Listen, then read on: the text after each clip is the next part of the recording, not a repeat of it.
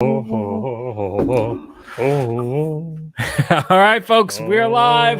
This is the sound check portion of the podcast. Please let us know how we sound, and we'll be starting here in just a moment. Corporate accounts Nina speaking. Just a moment. Corporate accounts Nina speaking. Just a moment. What is Star Wars Pops. Only Star Wars Pops. What is wrong with Sweet? It's too late. You've already broken the seal and bought non-Star Wars Pops. I've got Office Space Pops in here mixed amongst. Oh, Bronco Fett has a bunch of He-Man pops. You know what? I had those in my cart at one point, and I was like, no, stop it. Them and the Teenage Mutant Ninja Turtles, which I still might get the Turtles. Yeah. Oh, I'm gonna make a note for Revelations at the end of not the Bible part, but the He-Man thing. Psalm 69. Yeah. 2 weeks. Masters of the Universe. Masters of Puppets? Revelation. All right. All right. Studios.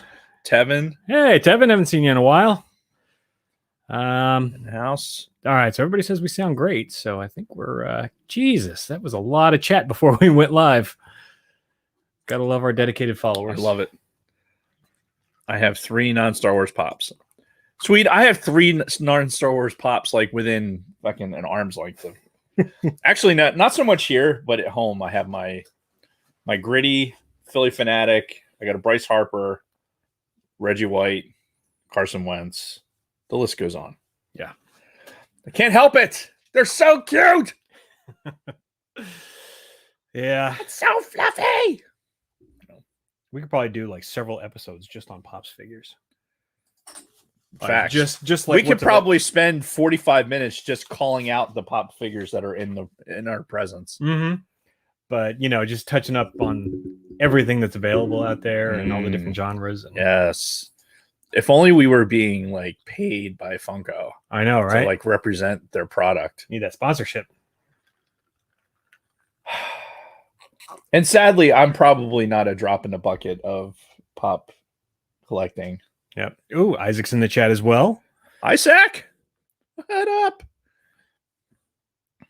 There are more episodes, Tevin. It's apparently 16. I was under the impression it was 12 episodes, but it's actually 16 because we just had episode 12 this last week. Because you were wrong, sir. I don't know. Good day. I read it somewhere. And it's not like they're being very forthcoming with this fucking information. I said good day. Whatever. But, the official Star Wars news feed and fucking social media, they're all about the spoilers. So we'll get to that. All right. Yeah. This isn't the show yet. There's a bullet for that. All right. Everybody says we sound good. So yeah, it's 17:30. You ready? Yeah. All right. Your toast. I am ready. All right. Let's do it.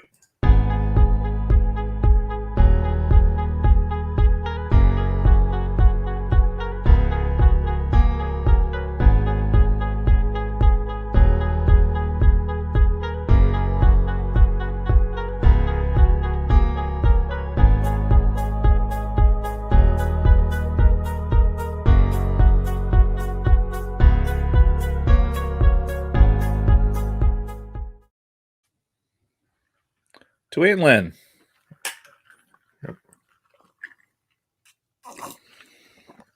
So, sadly, we lost one of Kathy's aunts yesterday. All I have to say is that she was a great woman, single parent, did everything she could do for her children, and all the way up until the end. Fought cancer as hard as she possibly could, and fuck cancer. That's all I can say. Yeah, fuck cancer. Fuck cancer. Rest in peace, Aunt Lynn. Which is why we didn't do the show yesterday. Yeah. So typically we are trying to move our recordings to Sundays. We had to adjust to Mondays. Yep. For reasons. So that being said, hello everyone, and welcome to the Sidebar Cantina, the podcast where we talk about Star Wars, pop culture, fun dip, or whatever the fuck we feel like talking about. I'm Mr. Jason Roscom. With me here each and every single week, the red dip to my blue dip. Dave Martin. Hello, Dave. There was blue dip. Yeah, there was blue, red. I never What like were the colors. Fun dip was not one of my things. What? How no, can you be a Gen Xer and not be big on Fun Dip? because Pixie Sticks. It was the same thing and cheaper. No. Well, okay, cheaper. I'll give you. Yeah. Not the same The thing. the candy store Not the for same what thing. I could get. So as Gen Xers, we actually had candy stores within walking distance of our fucking place. Hell yeah. And you go up to the candy store and they had Mike Tyson Punch Out, a fucking console game, Mm-hmm. and you could buy penny candy and everything else. The Fun Dip was always a little bit more expensive. Right. So I could get like 3 or 4 other things and get the same sugary goodness without having to spend the money on the Fun See, Dip. there's nothing better than taking a bite of the Fun Dip stick. Just the hardened sugar. Oh, No. after dipping it into the Listen, I 100% agree with you. However, I was on a shoestring budget and I wanted to play Punch Out. So I had to have a quarter left over. all right. So what would happen is I would go to the store to get my dad a newspaper, Mm. and I would be allowed to keep the change. Some days I'd buy baseball cards with the change, and some days I'd fucking end up in the candy store Right. with my hard-earned Yes, very hard earned. sugar goodness. Anyway, All right. Well, so we're not talking about Fun Dip today. What are we talking about? we're going to have a catch up, if you will, for the Bad Batch. How many weeks ago did we do Bad Batch? Well, we talked about it last time after episode 5, and we just had episode 12. So we are 7 episodes behind on the Bad Batch. that's crazy. Like that's 7 weeks, man. That's almost 2 months. Mhm. Fucking insane. So we got a lot to catch up on. Luckily, there are a few episodes where not a whole lot happened of substance. Right. So we'll be jamming through some of the less important ones. But yes, we're talking about the Bad Batch, and before we get into that, we've got a ton of business to take care of. Yeah, business like the Red 5 Network, That's right. which we are now a part of. Yes, we are. Woohoo! Listen, yeah. So Lunar Girl has been contacting basically everybody in the Red 5 Network and getting all their information, and it's been fantastic. And what I'm going to do is I'm going to actually read off some of Lunar Girl's notes that she took a screenshot for us. Oh, Sour Patch Kids. Sour Patch Kids. Like right now. Yeah, now they're right talking now, about candy in the I chat. will house a bag of Sour Patch Kids. Like, don't you? And And Swedish fish. Talia in the chat mentions how she loves the stick. We'll just leave it at that. Anyway, Red 5 Network. So I'm looking at the Lunar Girl's notes here. You have, for all the people that have reached out to her or reached out, she's reached out to and gotten something. What the fuck? Words. Anyway. So you have a father, son, a Star Wars podcast. They're on YouTube, and NSS stands for no set schedule, just in case. Okay. Because I'm reading it from her thing. I'm like, what the hell is NSS? I thought it was like RSS feed. No set schedule. So you got the Force Losers, the Jedi Temple Archives, which are bi-weekly streaming, Conversations. They're mostly streaming occasionally on YouTube every Friday. 3 Men and a Baby Yoda, streaming every 2 Good. weeks. Rogue One Radio is on YouTube every Tuesday at 8 p.m. So you have a Tuesday fix. See, this is what, like, I know Lunar Girl loves to get in on the other shows and like getting into the chat and everything else. It's fucking, it's fucking great. I need to stop doing so much extra bullshit and actually be able to enjoy some of the content. Well, but that's why we brought her onto the team, because Right. she can fill that void for us. Let's see. I'm not going to read all of them because you could go to the Red5 network.com and you can find all of these shows and how the links to their podcasts and everything else. Yeah. Like, Especially if you love the Star Wars content. yeah, WSTR Media is on YouTube Mondays at 10 p.m. I'm assuming all these times are Eastern. Sorry, the rest of the world. Suck it. Yeah. So yeah, go to red5network.com. Find yourself a good podcast. Find yourself a good Star Wars podcast. There's a lot of them, and you will do it. And you will do it.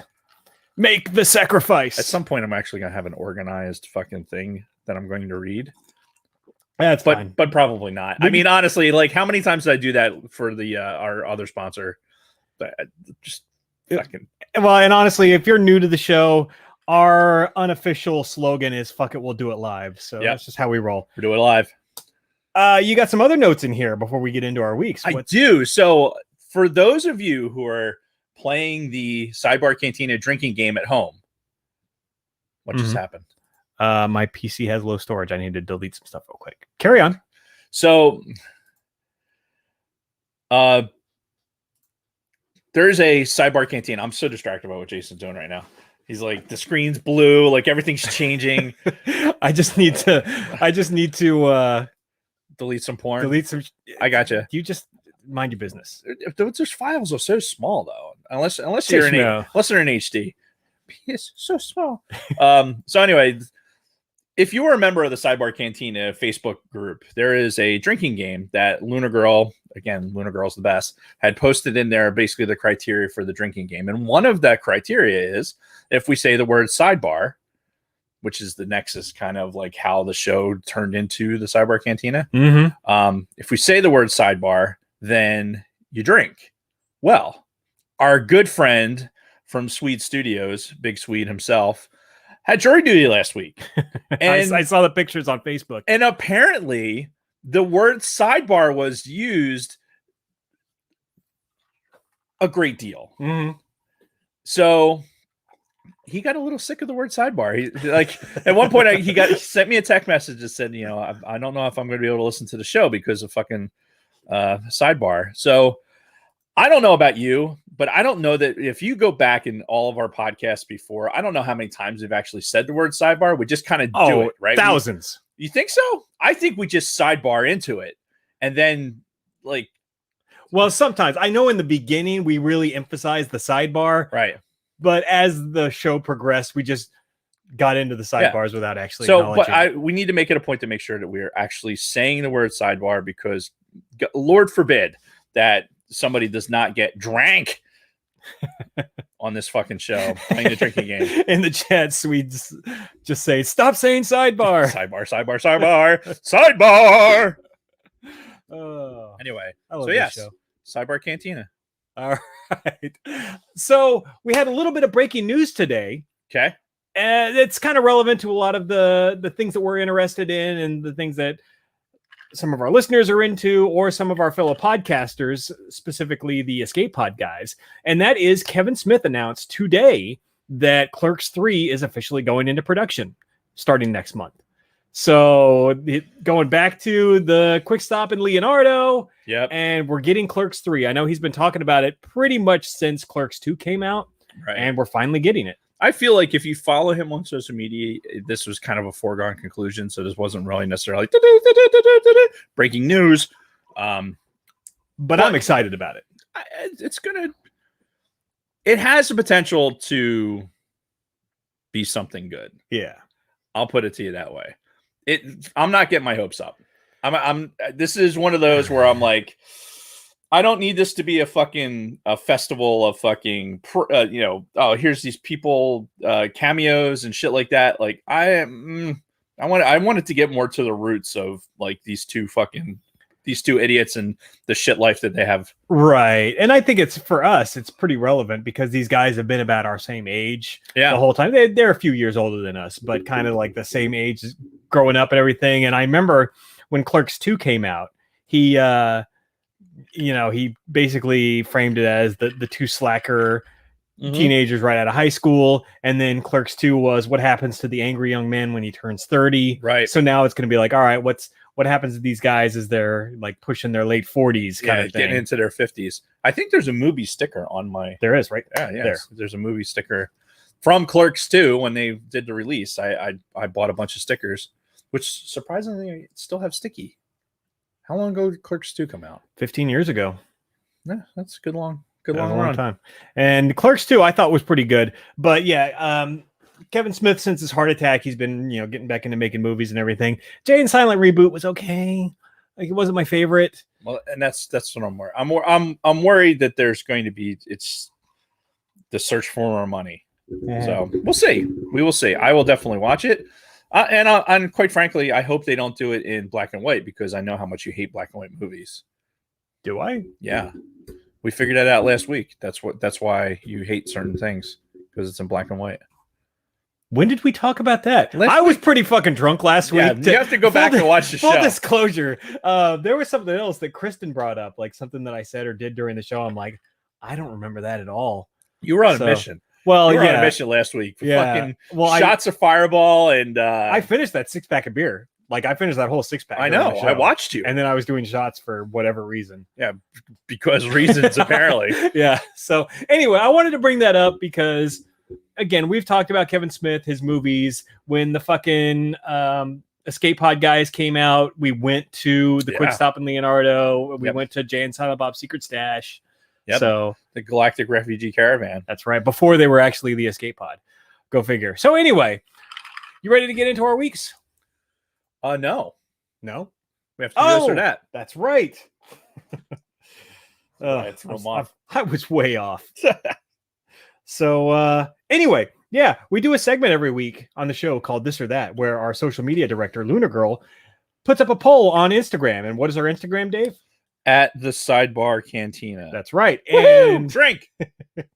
and we you pick, she gives you two options, you pick one, and we go over the results here on the show. Obviously, we're catching up on Bad Batch, so these are Bad Batch related. Question 1, best crossover character, and I think she just means kind of like cameo character. Right. Captain Rex versus Cut LaQuaine. Cut was the guy, the clone that defected, Right. and he went off and he started banging some Twi'lek, Yes. and adopted her kids, Right. and all that. Yes. So I actually picked him. I picked Cut because, you knew Rex was going to come into the picture. Like that was not a huge shock. It was cool to see him, and we'll get into it when we start talking about the episodes. Yeah. You know what? I picked Rex, and I think the Rex storyline is more compelling to me. I'll agree. I'd give it to the other guy because he's banging a Twi'lek and produced little Twi'lek babies. Right. So I gotta give him props for that. But yeah, I went with Rex. All right. I think this next one, and particularly the results of this one, are just to fuck with me. But the next one is Fennec versus Saw Gerrera, which I fucking hate Saw Gerrera so much. Yeah, Mostly because of the way he was portrayed in Rogue One, because that was my first exposure to him. God, I fucking hate that character because of that, though, so much. And every time I see him in any of these fucking animated shows, I'm just like, ugh. Yeah, it's a shame. It's kind of like me with Inigo Montoya guy. Like whatever he's in from this point forward, even if they animated him, I'd be annoyed. Yeah. Like it kind of is what it is. Mm-hmm. But yeah, Fennec only won 52% to 48%. I pick Fennec. Yeah, fuck Saw Gerrera. All right, then we've got Chopper versus Gonk, or as Omega refers to him, Gonky. Gonky. I picked the Gonk. Now, my question is this the same Gonk droid from fucking New Hope? Like, are we supposed to believe that? Because I just assumed it was a different model of the same type of droid. It's the same type of droid. I don't. Yeah, it's got to be the same. It's just this is the Gonk droid because Right. it makes the noise. Gonk, gonk, gonk. Which is it's very iconic among Star Wars fans, and I really enjoyed seeing him on the ship with the Bad Batch and everything. But I don't think we're supposed to believe that it's the same droid. No, but everyone that's has Star Wars in their heart, like we do, is going to reach back for that each time. And I picked the Gonk droid as well. Okay, Chopper's interesting. he's got his following, and he actually did something in one of these episodes we're going to talk about today that I thought was pretty fucking hilarious. Oh shit! Did you mix your drink a little strong? Oh, I forgot to put more ice in it. I just watched Dave make a face after he drank some of his whiskey. Drank. So anyway, yeah, Chopper won 75% to 25% because everybody loves Chopper. All right, here's another one. Admiral Tarkin versus Cad Bane. I went with Tarky. So did I. Because I like the role that he kind of played in the beginning. Actually, we haven't even seen him since the beginning of the season, but I like the fact that he's more interested now in what to do with the fucking clones, the decommissioning. Yeah. Again, it's a more intriguing plot line to me. Yeah. Than the Cad Bane stuff, which is we're gonna talk about. Whatever. We'll get to it. Yeah. And then the last one is Caleb Dune versus Harrison Dula. Hera. I was more surprised that we saw Hera in this, but I think I liked seeing Caleb and kind of the origins of him and how his master died and everything. Yeah, I kind of had an idea what that storyline was already because I've read the Rebels, like what it was, Rebel Rising, I think. That prequel novel. Yeah, the prequel novel to that had a lot of Kanan's backstory. Again, I think it was great. I think it was really good. One of the good things that Bad Batch has done is kind of show him and that he exists, which is cool. But I think Hera, seeing a young Hera and kind of seeing how this is going to go, I think is more important to the storyline. Okay, fair enough. And that's that. And she's a Twi'lek. Come on. Of course, you've got your Twi'lek bias. Yeah. And she did win 56% to 44%. So, Leku for the win. That is this week's This or That. Thank you again to our social media Joe. director. Yeah, Squiggly Joe. We can't forget him. And then Little Billy also. So, that being said, you ready to get into our week now? Yes. All right. Now I am. So, for me, I'll keep this quick. First and foremost, I'm finally getting back onto the fitness train because after my California vacation, I really kind of fell off. Like I didn't go to the gym at all for the 2 weeks that I was in California. And then even for the first several days after I got back, I was really kind of just not feeling it. Right. But I finally forced myself to go on a regular basis. And now I've been going for just a hair under a week now. And I'm like, Good. okay, I'm kind of back in the flow. I'm running again. I'm running outside a lot. So it's going well. I'm doing food prep again because that's another thing. I was eating like shit for that's weeks. a big part of it. The alcohol I haven't quite cut out yet, obviously, but I only drink on podcast days. So. Right. Same. But yeah, Although I enjoyed a wee nip of bourbon over the weekend. Had a fire, had a drink. Nice. Yeah, nothing crazy. Had some interesting weather over the weekend. So here's a big thing. I may have a career change coming soon. Word? Yeah, you and I have kind of talked about this a little bit offline. Yep. And it's funny because we just talked about this, a month ago when we did our military episode, our 25 years in the military. Yeah. And I mentioned how I've got a whole bunch of different plans as to what I want to do, but some opportunities may have presented themselves to where I may be getting a job outside the military and calling it a career. Crazy. I know. And so I had actually debated whether or not to even mention this on the show, because I know in the past, some of my superiors at work in the military listened to the show or haven't before. I'm like, fuck, what if they hear me say this? And I'm like, well, wait a minute. This is actually much easier way to tell them that I have this kind of on the docket. So here's the icebreaker. So I don't have to have that hard conversation later. Hey, listen, people, if somebody fucking makes him an offer, guess what? Guess who's pushing the button? That guy over there. And here's the thing. I'm not just going to jump at any like low salary job. Right. I'm looking at some higher stuff with my certain skill set. And if nothing pans out, Go higher. I still have the military. I can continue to stay in and continue to do what I'm doing. But I'm starting to weigh all my options. As you should. And I'm starting to throw my resume out there. So As could be big changes in the professional life of Mr. Roscom very soon. That's what I think about that. All right. No, it's fucking awesome, dude. I'm excited for you. Yep. And the only other thing I had for this week, which I actually should have mentioned last week. He was too busy drinking. Right. When I was in California, my nephew Cody gave me this little gift. You can really only see it on the YouTube. The audio people have no idea what the fuck I'm talking about. But this is a Han Solo frozen in carbonite statue, and this thing is like solid. I don't know what the hell it's made out of. It's die cast maybe. But this was my nephew Cody's, and he's had it for years. Because I remember a few years ago when I visited California, I was talking about it. I'm like, oh, I love that Han Solo statue. And I guess after they moved, he didn't really have much room in his bedroom, so he gave it to me. So thank you to my nephew Cody. It's a really neat piece, and it looks like it's like a book holder. Like, so you put like a book on it. That's why it's angled like that. Well, for now, it's for display only. Put your phone there. Oh, and it's like he's holding your phone. Like, cute. But yeah, we're gonna have it. We're gonna just have it on display here in the studio. But yeah, I love this thing. Put it right alongside the Sacred Pops. The Sacred Jedi Pops. And that's pretty much it for my week. What you got for us, Dave? I Bronco Fed's asking, is that a scale for the 6-inch Black Series? What? Oh. It might be slightly longer. Yeah, a little bit taller. Just a little bit. It's actually pretty damn close. Yeah, it's pretty close. Excellent. All right, my week.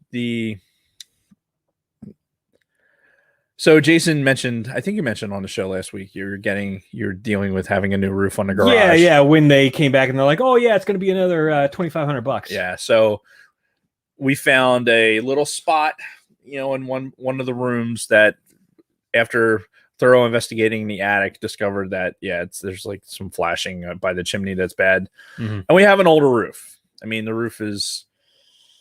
We don't need no water. It's like at least 15 years old because we moved into that house in 2006. So, and they said it was new when we bought the house. So, anyway, I've been dealing with roofers and getting estimates and shit like that. It's fucking annoying. Really is. It's so much money. Everything, any building material right now is fucking expensive. Yeah, that's true. Yeah, wood, especially like plywood, is fucking ridiculous. How did wood get so hard? I don't know.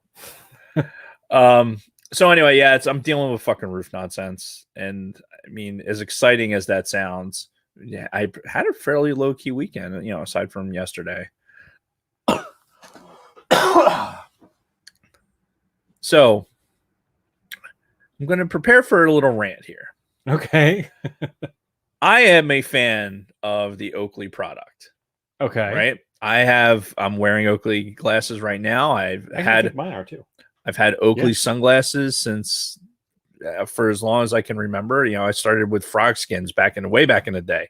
Well, hold on. If we're talking Oakleys, like, did you have the old school Oakleys back in the like fucking late 80s, early 90s that had the changeable fucking arms and the different colors and all that shit? Oh yeah, that was the shit back then. Yeah, and I had a pair of frog skins that got stolen off my dashboard, and sunglasses for me have always been a thing. Yeah, one of many things, I should say. Vickers can appreciate that. So I broke my sunglasses. I had prescription Oakley sunglasses that I've had for a few years, and we had a couple of cars on the property that we needed to get rid of. Right, one of those was the one I offered to you, which is gone, by the way. What? Yeah, it's gone. Oh, yeah. Sorry about that. Good, I guess. So Kathy says, look, I want to get a new pair of sunglasses, prescription, and they're like $300. And she's like, well, get rid of the cars and you can use that money to get sunglasses. I'm like, all right. So I got a buyer for the one car, and then he just so happens serendipitously fucking got rid of the other one. So just like that, we have parking in front of our house again. And so cool. So I go on the Oakley website, the Oakley standard issue, which is for first responders and military and stuff like that. I go on there and place an order for some prescription sunglasses. So remember that shit? Those awful things. How dare you? Those are great. So I just to check on the order today. I placed the order on Friday. I checked the order today, and it says it's canceled. Now you would think that how much are they? $280 for those. Oh, I'd need some like detachable arms and some of the other pieces. Yeah, you need they had the blaze orange ones also. They had all kinds of wild colors, and they had the straight arms or the jagged arms like the ones you see in this picture. Yeah. Classics. The classics, people. Yeah. Squirrel. So I like how they sell it like it's their brand fucking new. And it might be. Fuck.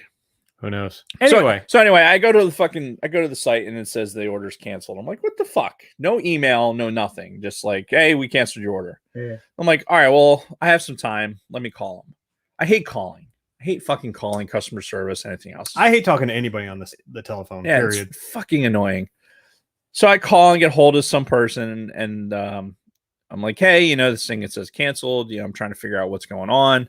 And she's, she goes in there, click, and she's like, oh yeah, it was they couldn't do the size, right? It said something about the like the max diopter or whatever the fuck it is like 2, and mine was like 2.25, so they canceled it.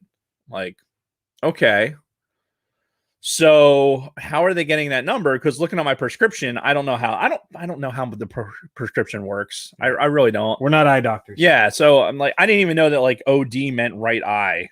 Like, who the fuck would know that? So yeah, where do you get that? yeah. So I'm talking to her, and she's honestly, she's clueless. She's on the website doing what I would be doing, trying to figure it out. And apparently, the place you can put your prescription in, and it'll tell you what glasses it'll take. Yeah. So she fucking rattles off this list, and then I got it while she's saying the thing. I got to fucking do a search on the site to see if it. And some of them are fucking hideous. And I'm just like, this is fucking like. I'm like, listen, I want prescription sunglasses. I have money, which I am trying to give you for goods and services, aka give me the sunglasses. And I find it hard to believe that with my weak ass prescription, like it's not a thick prescription. Mm-hmm. So I don't, and the rationale of like, well, it doesn't meet the size requirements, like, or it's too big or whatever the fuck they use some term. Like, so like, what do we do now? Like now it's just not, sorry, can't do it. Have a nice day. Like that's it. Like you can't get me a prescription pair of sunglasses. And she couldn't. Wow. She couldn't do it. She told me to go to fucking Target. Jesus. I'm like, I'm trying to buy fucking these things from you, give you money. Yeah. Like, so you can put a modicum of effort into fucking doing this. No, can't do it. Like, well, so that being the question, who the fuck can get prescription sunglasses with them? Listen, I guess if your prescription is, I don't know, like I said, mine's not a very strong prescription. So that's what I'm saying. I think it's based on the frame that I wanted, my classic fucking frame that I've had for years. I think because it's that type of frame, that's why it couldn't work. But I'm dumbfounded by the idea that a company, after I already like, hey, paid for this, put it in my cart, you took the money out of my account, then you cancel the order and don't tell me. Right. I did. I looked in fucking the junk. I couldn't find any notification at all that this thing was canceled on Friday. They canceled it almost immediately. Right. So I'm like, how was I supposed to know that I was going to get my sunglasses? Well, yeah, it takes 3 to 5 business days. Of course. In this day and age, really, electronics, you go to like, boop, boop, boop, boop. Like that should, whatever. Yeah, no, they can take your money immediately though. Yeah, amazing how that works. Yeah. So the fucked up part is, the Oakley product, I've been enamored with since I was a child, right? So I'm going to continue to get this product, but when I go to Oakley directly to try and fucking procure a set of fucking prescription sunglasses, they can't find a way to make it work, right? They should be telling me. It shouldn't be like, hey, here's this. I found some Excel spreadsheet and I'm going to read you a bunch of things that I like. Could you email me that or something? Like it was never a fucking thing for her to be like, well, let's find you a pair of sunglasses that are going to work. It was more like I kept her on the phone until I satisfied myself that she couldn't fucking help me. Right. Well, and that's just kind of an indication of how shitty most companies' customer service is these days. Like, at least you got a fluent English speaker. Facts. On the phone. Facts. And honestly, I would have given them more credit if they were not somebody with English as their first language. I think we talked about it a couple weeks ago, and I continue to be dumbfounded on how I'm trying to make a purchase. I want to give your company money. I want to have this exchange of goods and services. Yeah. And you, instead of saying, hey, how can I make this fucking customer, this person who's been a customer since the fucking 1990 fucking 2, using his first fucking spending money that wasn't on a skateboard to fucking get a pair of sunglasses, and you can't satisfy me as a customer. Like go to Target. Like really? I was so fucking pissed. Yeah. Like that, the fact that that's what she recommended too. Yeah, go to Target. Like, fucking hilarious. So I'll got to figure it out. But I was so fucking annoyed because I'm the kind of type of person that I can't be outside without sunglasses. Like even even a day like today where it's a little bit overcast, it's not quite as bright as usual. Mhm. It fucking I get headaches. I get fucking migraines. Wow. Like it just I'm super sensitive to light, so I always have sunglasses on, and I know that they can fucking make this happen. And if I had been talking to somebody who I don't know, maybe cared, Gave a shit. Yeah. gave a flying fuck. So anyway, Is that it? yeah, that's it. That's all I Right. have. All right. Excellent. Do you need a break or anything before we get into our main topic? We're just blasting through this week. How are you doing? I'm fine right now, but we can take a break. It's fine. I think we should take a break. All right, we'll take a break. So I had 32 ounces of Diet Coke before we started. yeah, so this is Dave. This is not for me. That's for Dave. Anyway, so yes, we will take a very quick break before we get into our main topic and be right back after this word from our sponsors. The main topic is the Bad Batch. Yes.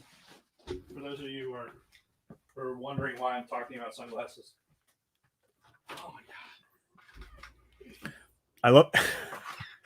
I love how Talia calls me out for being dramatic talking about the fucking $3,000 versus $2,500. I don't know the exact number. I'm just estimating here. But I saw that. It kind of thought it was hilarious. Drink for snaps.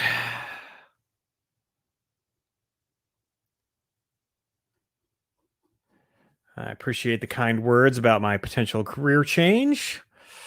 Oh, let me go back to these. Now, come on. Who doesn't fucking remember these Oakleys back in the day? Like I would imagine all of us in the chat right now are about the same age. And just look at how beautiful that is. Oh, it brings back so many memories. I think mine were red or orange for the fucking for the arms. I had orange. Yeah. Oh, let me see if I can find some more of this stuff on eBay real quick before. I know those original frog skins. Like, yeah, those. $1,200. God damn! Holy shit, snacks! I wish I had kept that stuff. Oh yeah, with the lenses you could, and the nose pads were changeable too. So down the shore, Yo, the box. Remember the boxes? clear boxes, yeah. Down the shore, they sell the knockoffs. Oh yeah. And they had the boxes. I mean, the boxes were legit.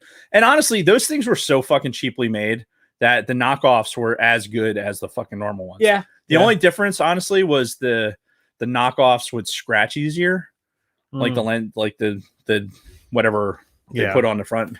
But like everybody had those, or everybody that was cool had those. I remember like my mom and my dad both, because they weren't together. Right. They both kind of like pulled money together and got me a pair for my birthday one year. I can picture you in these things. Oh yeah. And I know I've got pictures of me with these on, so I got to go back and find those.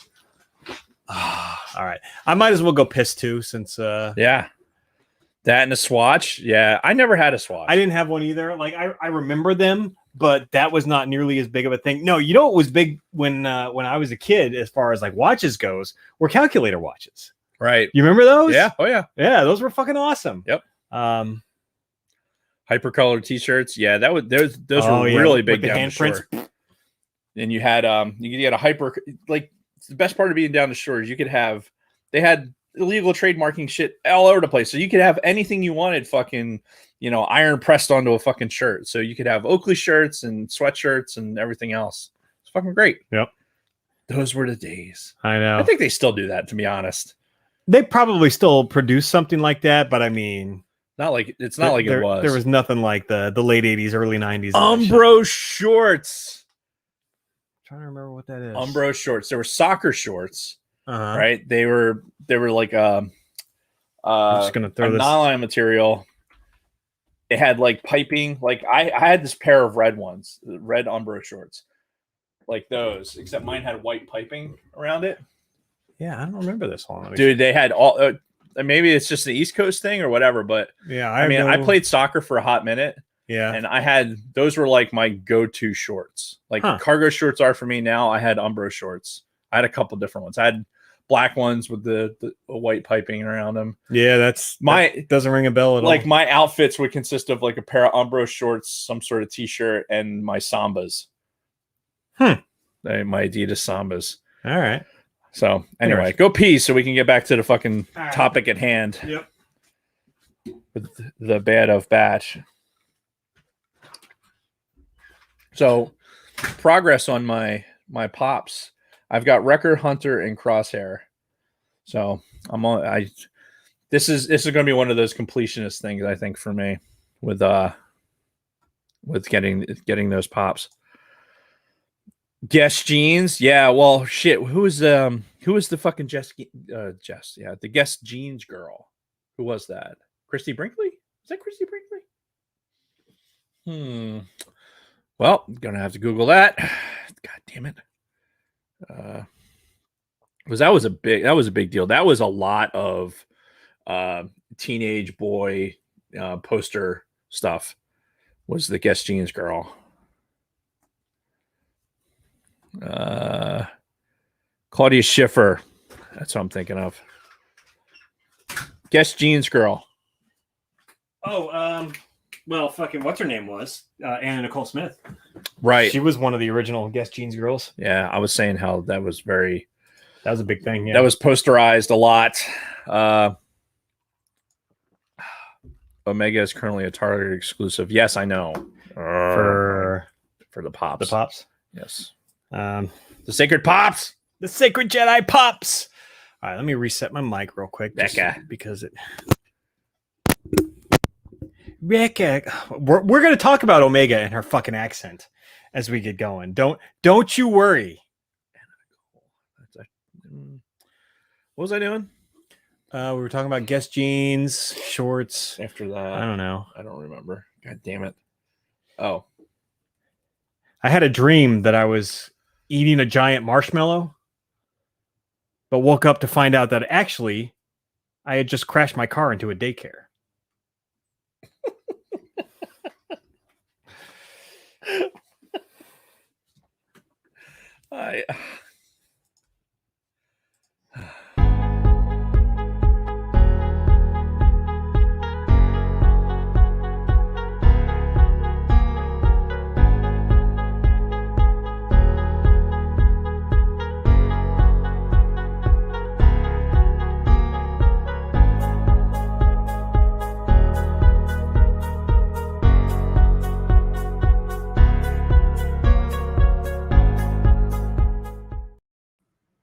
And we're back. So, the Bad Batch. Figured out how to shut up Jason in the middle of something. Just hit the countdown timer. Yep. Silence. Anyway, so the Bad Batch. We have got 7 episodes to plow through. Plow. Yes, like Mr. Plow. Her name again is Mr. Plow. Yes. So we're just going to hop right into it, starting with episode 6, Decommissioned. Now, I feel like this title was a little deceptive because when I saw the title the week this premiered, I'm thinking, oh, they're going to start talking about the whole decommissioning of the clones because they had started to touch on that early in the season. I'm like, oh, okay, this is good. We're going to find out what happened to the fucking clones after episode 3 and everything. No, it had nothing to do with that, actually. Nope. So instead, the Bad Batch gets sent on a mission by Sid because when we last left off, they had just gotten to Ord Mantell and they were working for this lizard chick named Sid, voiced by Rhea Perlman of Cheers fame. Right. And so now they were kind of like doing mercenary missions for her. Or at least this was the start of that because she's like, oh, I got a mission for you. And they're like, we haven't decided if we're going to actually work for you yet. And he's like, I'm deciding for you. You're going on this fucking mission. Yeah. And they fucking did it. You're really fucking annoying. And yes, that's exactly what she did. Yeah. So she sent them to go find a tactical droid head, basically, because now that the Separatists have been defeated and the droid army is done, they're all being decommissioned. These are the things that are being decommissioned on Corellia, which at first I'm like, why Corellia? But then I'm like, well, it kind of makes sense because they build ships on Corellia. Yeah, I would all that scrap metal. Exactly. So that's kind of what I was thinking as far as how that goes. And this fucking episode, though, I liked the original concept, but then it got overshadowed by two returning characters that I absolutely despise that we were introduced to in that last season of the Clone Wars. Yeah. The lesbian sisters, I don't remember their names. I don't even give a shit enough to... Flora and Fauna. Sure. We'll go with that. Flora and Fauna, the fucking two lesbian sisters that Ahsoka, crashed with for a few episodes of Clone Wars season 7, right? 7? Sure. That was the last season.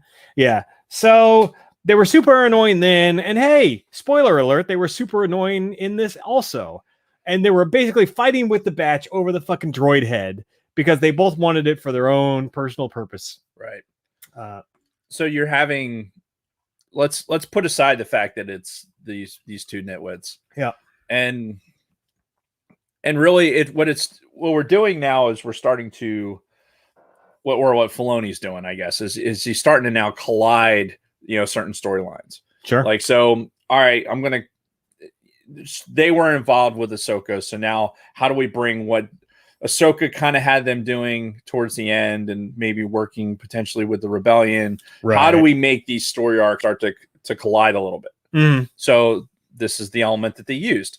There's a lot, again, nit and wit notwithstanding, there is a lot of neat stuff to think about in this episode. Like, for me, the decommissioning of all the fucking droids, I love that. Yeah. I love that idea of like trying to, what the fuck happened to these piles of fucking metal? Mm-hmm. And, we found out in Clone Wars that this is how they're being directed by these other droids. So the droid head thing. Yeah. The tactical droid. That wasn't that far fetched. Right. And yeah, the whole reason was the fact that these tactical droids, they had, techniques and tactics to fight against clones. Yeah.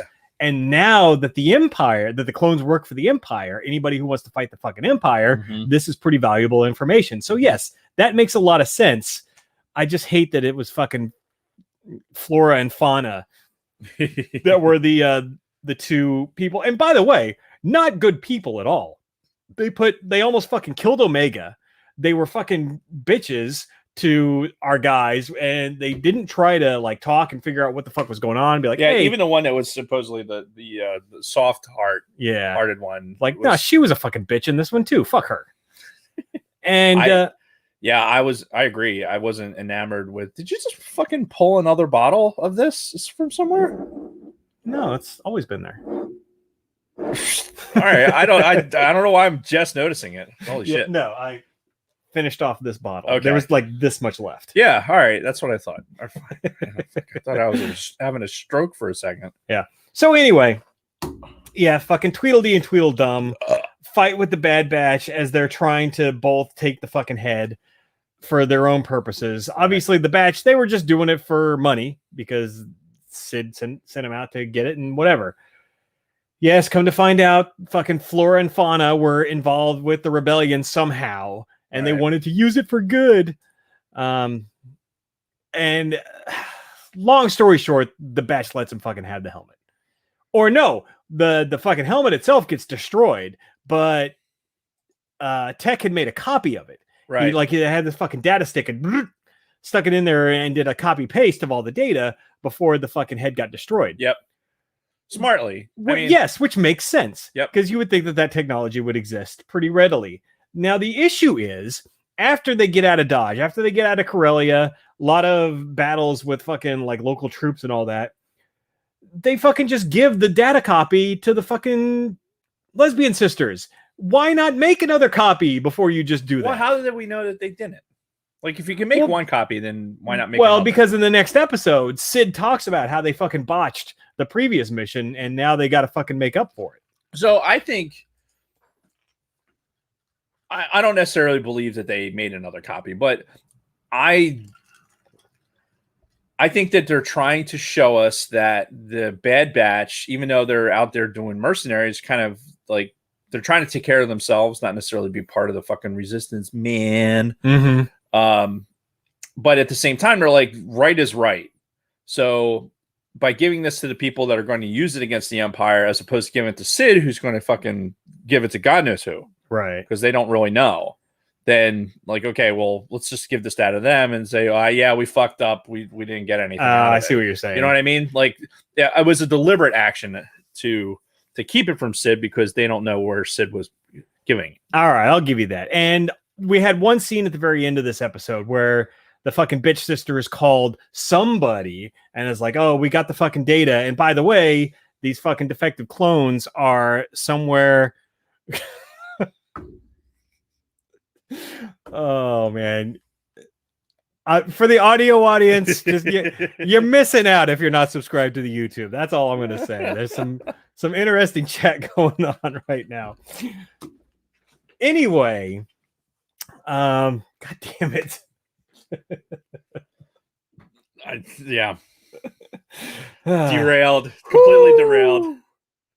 They had a fucking hologram conversation with somebody. You don't see who they are. Well, but I think Luna Girl alludes to the fact that she thinks it was Rex. Well, yeah, and it was immediately revealed in the next episode. But at the end of that episode, before the next one aired, I thought it was fucking Bail Organa. I just kind of assumed, oh, okay, they're working for him as part of the fucking early seeds of the rebellion.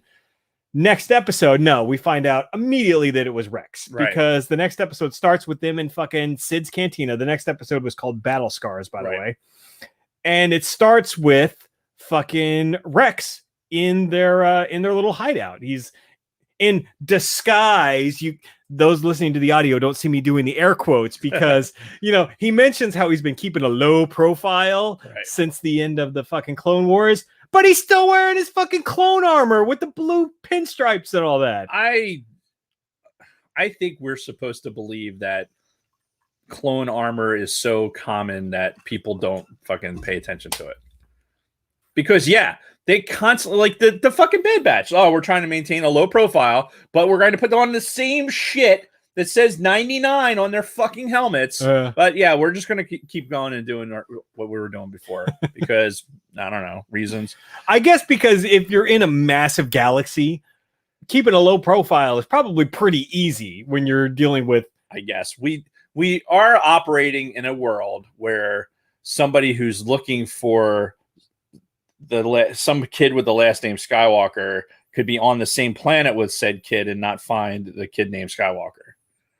So, yeah. It doesn't have to be as that obvious, but either way, I just thought it was hilarious. Like, as he's there in his fucking clone armor with the blue stripes, he's like, I've been keeping a low profile. Yeah. It's like, have you? Yeah. Have you really?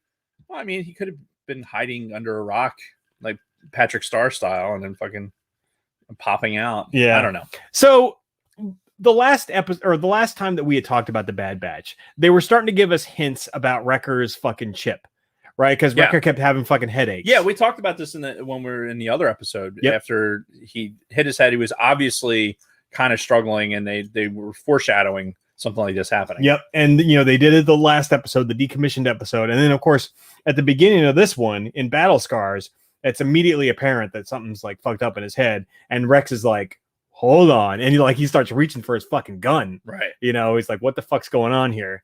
And, they were talking about the inhibitor chips and all that. And Hunter's like, oh, don't worry. We're defective. We're immune to its powers. And Rex is like, I don't fucking think so. Yeah.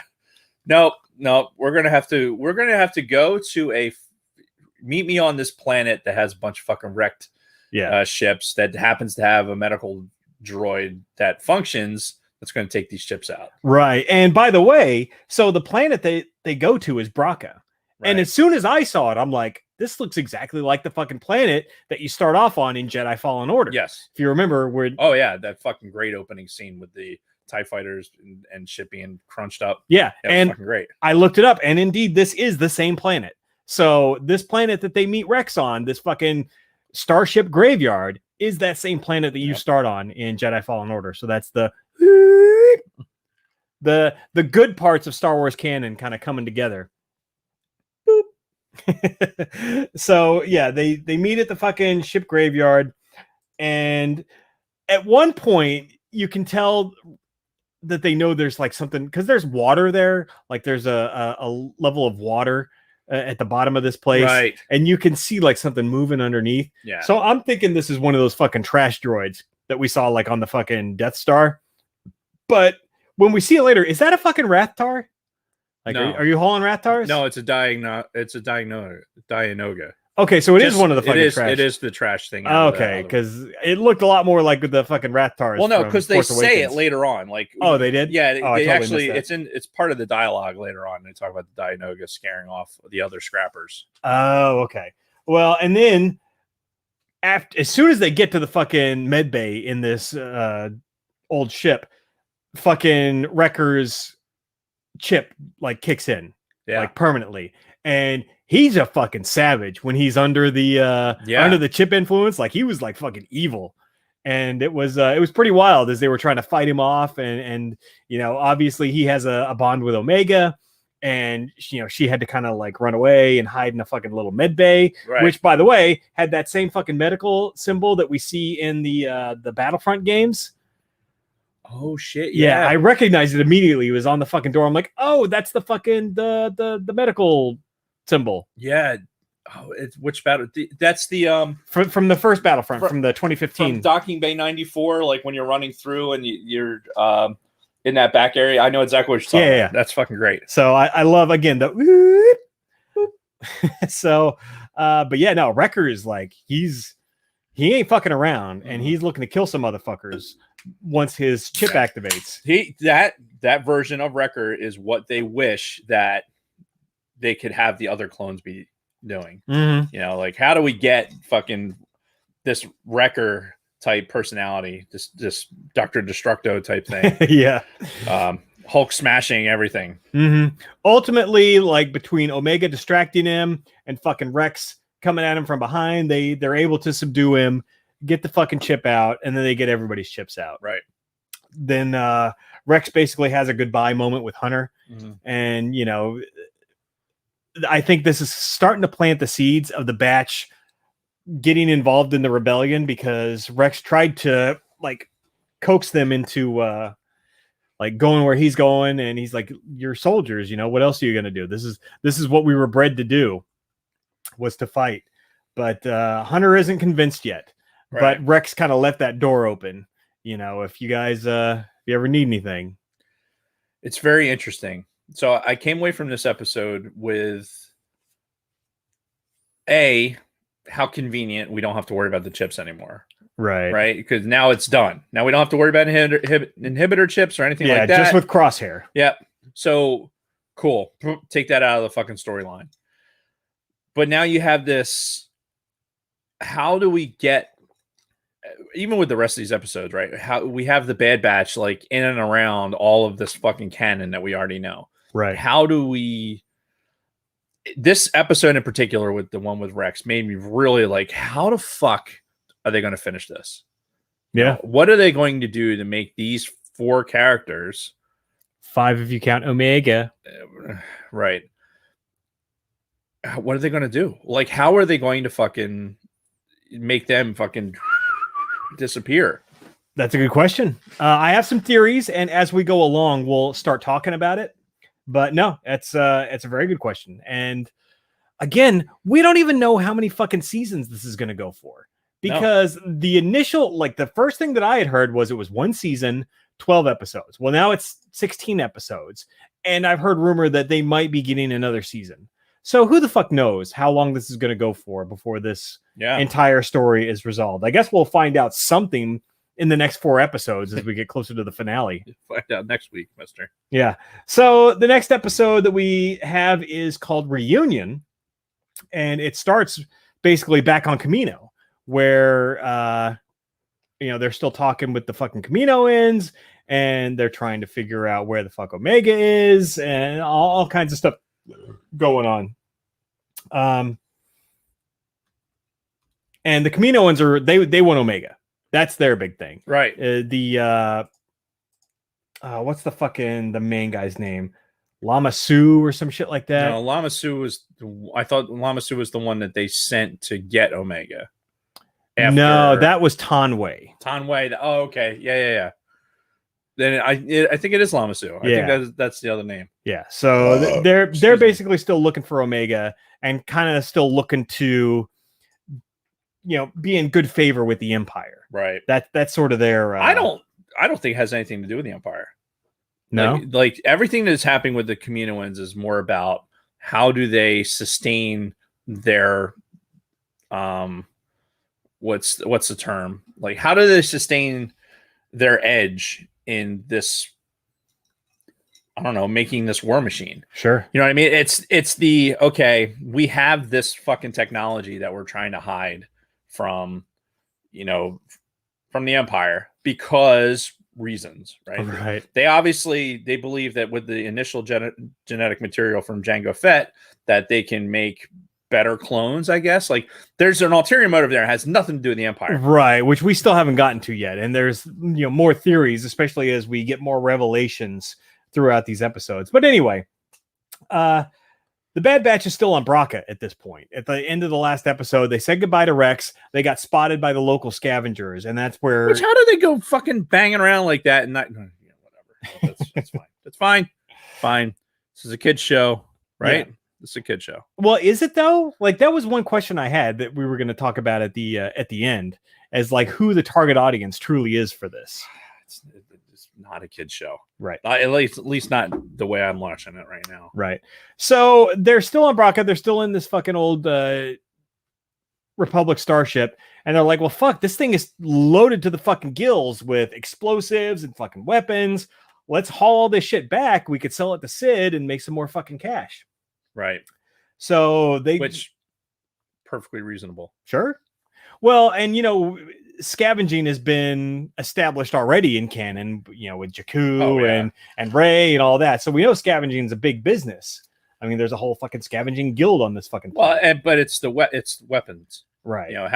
Basically having this arsenal of weapons of things that you couldn't get otherwise. Right. I mean, not only would any rebellion want it against the fucking Empire, but the Hutts, like the fucking the gangsters and all of that, they probably are always in the market for newer and bigger weapons. So right. Yeah, I'm sure it's big business. But they decide, let's fucking strip this thing and take it back with us to Sid's.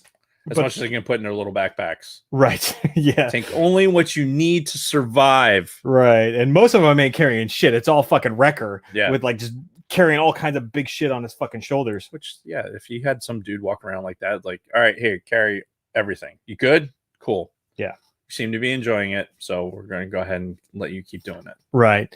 And then Crosshair shows up because the scavenger people informed the Empire, who informed Crosshair, and he brings in his fucking, like, do we call them stormtroopers? Are these like the first stormtroopers? These non-clones that he's training as part of his squad? Is that what we're led to believe, that these are the... That's a good question. When does that actually take effect? Yeah. And that's what I'm assuming. I feel like these are still clone troopers.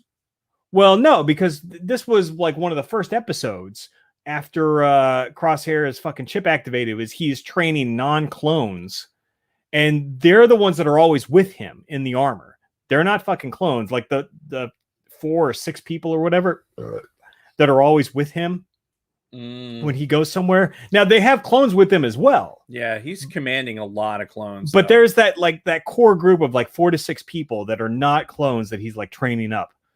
Anyway, because one of them's a female. Like if you listen to their fucking comms, right, you can hear the female voice. But okay.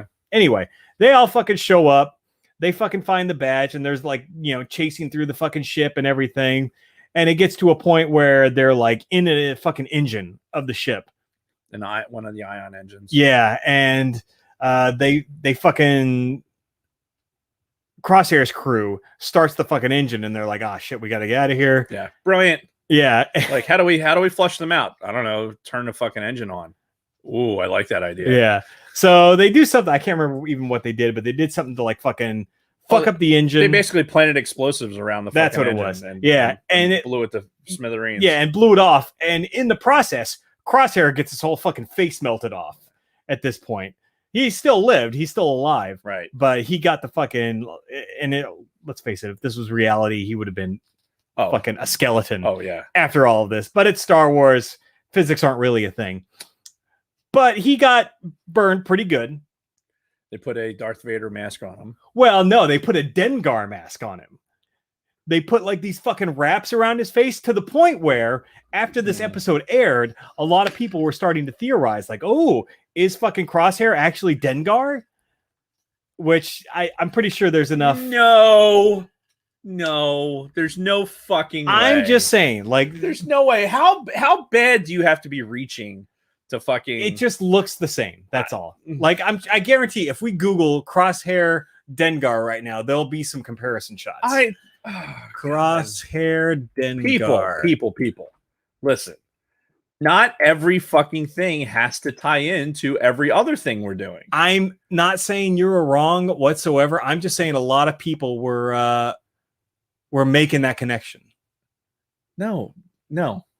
There's better comparison photos. It can't possibly be. No, and I don't think it is. Like, honestly, I don't. But the way they wrapped his face looked very similar. Would you be willing to board bet on that? No. I'm not on that hype train, but I know a lot of people were talking about it afterwards. All right, girl. But anyway, so yeah, they did things. Yeah, they fucking fucked Crosshair up. They got out of there, but when Hunter and Omega got back to the fucking ship, there was somebody there waiting for them. Right. And it wasn't clones, and it wasn't fucking Crosshair and his crew. It was fucking Cad Bane. See, that little lead up that you just had, like, to me was actually more like spellbinding than fucking the actual lead into it. I don't give a shit about Cad Bane. I'm in the same boat because as it's very well documented in our shows, we were not big Clone Wars guys. Right. We tried to get caught up on the Clone Wars after the fact. We did a good amount of the Clone Wars. A decent amount. In the last 3 seasons, I think we did every one of them. Right. But, up until that point, but Cad Bane, even with that background, was just not. I know he was a popular character, and I know a lot of people were excited when he came back. I'm kind of in the same boat as you. I didn't really care. I mean, I thought it was kind of neat. Just another tie-in, and this was all Filoni at this point because Cad Bane was one of his characters that him and his crew created. So yeah, why wouldn't you bring him back? Listen. Every one of these, even the shit ideas, which are few and far between, but this is all Dave Filoni. Yeah, all of this. Now the cool part about this whole scene was where Cad Bane shows up and him and Hunter are kind of squaring off. And they have like a good old fucking Western duel. Basically, that's practically what this fucking scene was. Yep. And they're both squaring each other up and they're ready to fucking draw. And Bane just boom. He just fucking quick draws him and shoots him right in the chest. And he takes Hunter down. Yeah, Hunter got a shot off and took that fucking annoying ass droid's leg. Which, by the way, do you know who does the voice for that droid? No. Seth Green of Robot Chicken fame and Family Guy and other stuff. But yeah, that's Seth Green doing the voice for that droid. Which I think we talked about that during we probably Clone Wars episodes, but yeah, it's been a while. It's been a minute. Yeah. So, but yeah, no, I thought that fucking that little duel that they had was awesome. And the fact that Cad Bane clearly dominated fucking Hunter. Yeah. Like much faster, knew what the fuck he was doing. I thought that was kind of cool. Even though I'm kind of in the same boat with you. Cad Bane doesn't, raise the flag for me much. Yeah, how many fucking bounty hunters do you really need to have? I mean, a lot apparently. Yeah, it's getting to be one too many because I don't really need Cad Bane in this to progress the storyline. All right, yeah, they're being chased by everyone to get Omega back. Yeah, we get this. She's a hot commodity, is basically what they're telling us. Excuse me. So, and it's so funny you mentioned bounties because the next episode is called Bounty Lost. Because after fucking Cad Bane took down Hunter, he fucking grabbed Omega because she's the target. Right. And he fucking pulled her onto the ship and he's like, "You're mine now, bitch." And gotcha, bitch. Yeah. So the episode starts with the Batch fucking trying to get off this fucking planet. They're still on that Braca planet. Right. And they've got Crosshair in pursuit. They're like, do we jump to hyperspace? And Hunter's like, no, we have to stay for Omega. And they're like, dude, she's gone, man. That ship she was in fucking left a while ago. It's like, all right, jump to hyperspace. So they get the fuck out of there. They get away from Crosshair, but now it's like, okay, well, where the fuck is Omega? How do we find her? So that's kind of what this whole episode is, because again, Cad Bane's got her, like, Right. and he's taken her back to what we find out is the Kaminoans. Right. Because we see another little council meeting on Kamino where it's fucking Lama Su, Tanway, and that other fucking chick that Omega was working for. Does she pronounce it Kaminoans? Like, I didn't catch that if they did. I feel like that was, I should have wrote that down. I didn't. Like, though later on when we get to the Twi'lek planet, yeah, I did hear one of them refer to them as Twi'leks. I'm like, well, what the fuck, man? Oh, we know in canon it's gone both ways. Yeah, and they're Twi'leks, so they definitely go both ways. I mean, let's face it. Oh yeah. I was thinking more like, but hey, you do you. Yep. So anyway, right. Scissoring Jason. That's what it was. So goddamn, too many distractions today. So we're having the fucking Council of Long Necks, and basically, Lama Su is like, just get fucking Omega back. We gotta get some samples from her, and then once we have her back and we have all the samples, fucking Terminator, she's out. Right. You know, and because it's revealed that Cad Bane's working for them to get Omega back. So yeah, they just want Omega for whatever samples they can get from her, right? And then she's done. Yeah, and I think this is where it's, to me, shows that the Kaminoans don't give. They really are not with the Empire. Like they see the writing on the walls. The Empire is really trying to get rid of them, right? And their whole plan of trying to make these clones more like Crosshair, like be a little bit more advanced. It's not working. Yeah. So well, and yeah, there's something else to their end game, right? That we just don't know yet. Facts. Like, what are they trying to do? What is it? And really, it's what is it about Omega and that fucking Jango Fett DNA that's so goddamn important, right? Because if it's just getting back that Jango Fett DNA, then what difference does it make? Why can't you just get another fucking human that's in good shape? Well, I think it's one of those things where if you have, I've got a good copy of this, right? I got a good copy of this movie. And I know that if I make copies of this movie, that it holds up real well.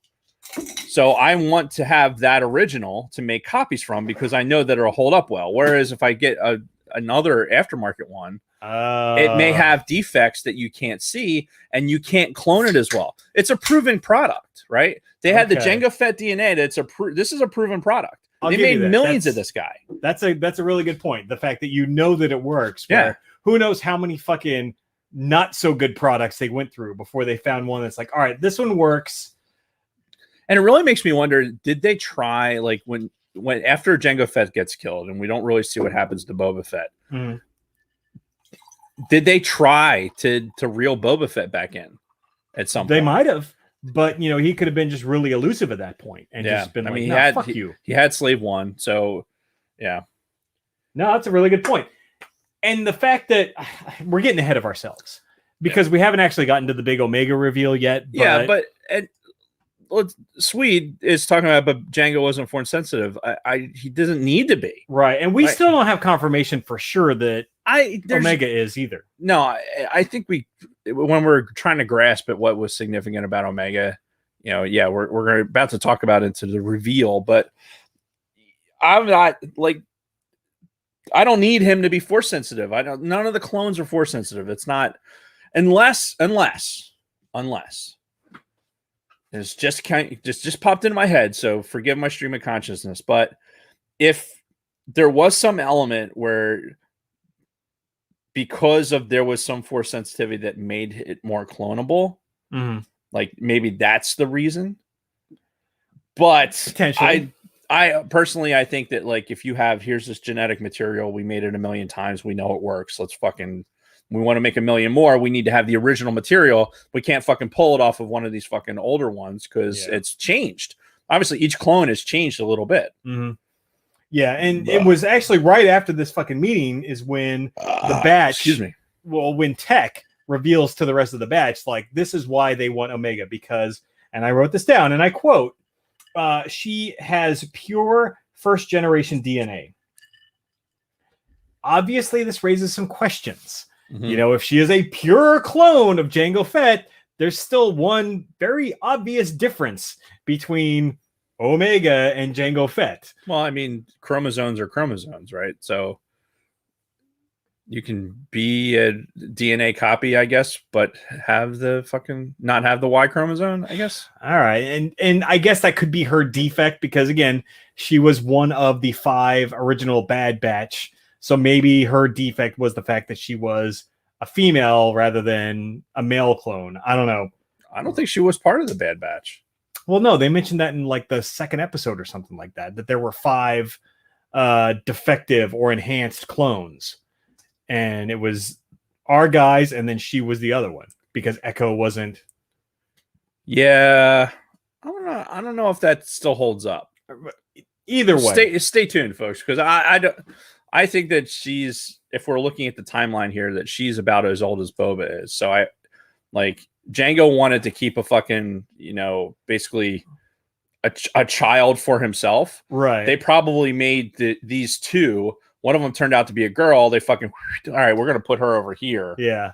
Well, so and, Jango's not going to know about her. Well, and that's a good point because in fucking episode 2, Attack of the Clones, Lama Su specifically said he wanted one unaltered clone to raise as a son. Right. Like they used those exact words, as a son. Yep. So if one of the fucking pure clones ended up being, fuck, this is a girl, that's not what he wanted.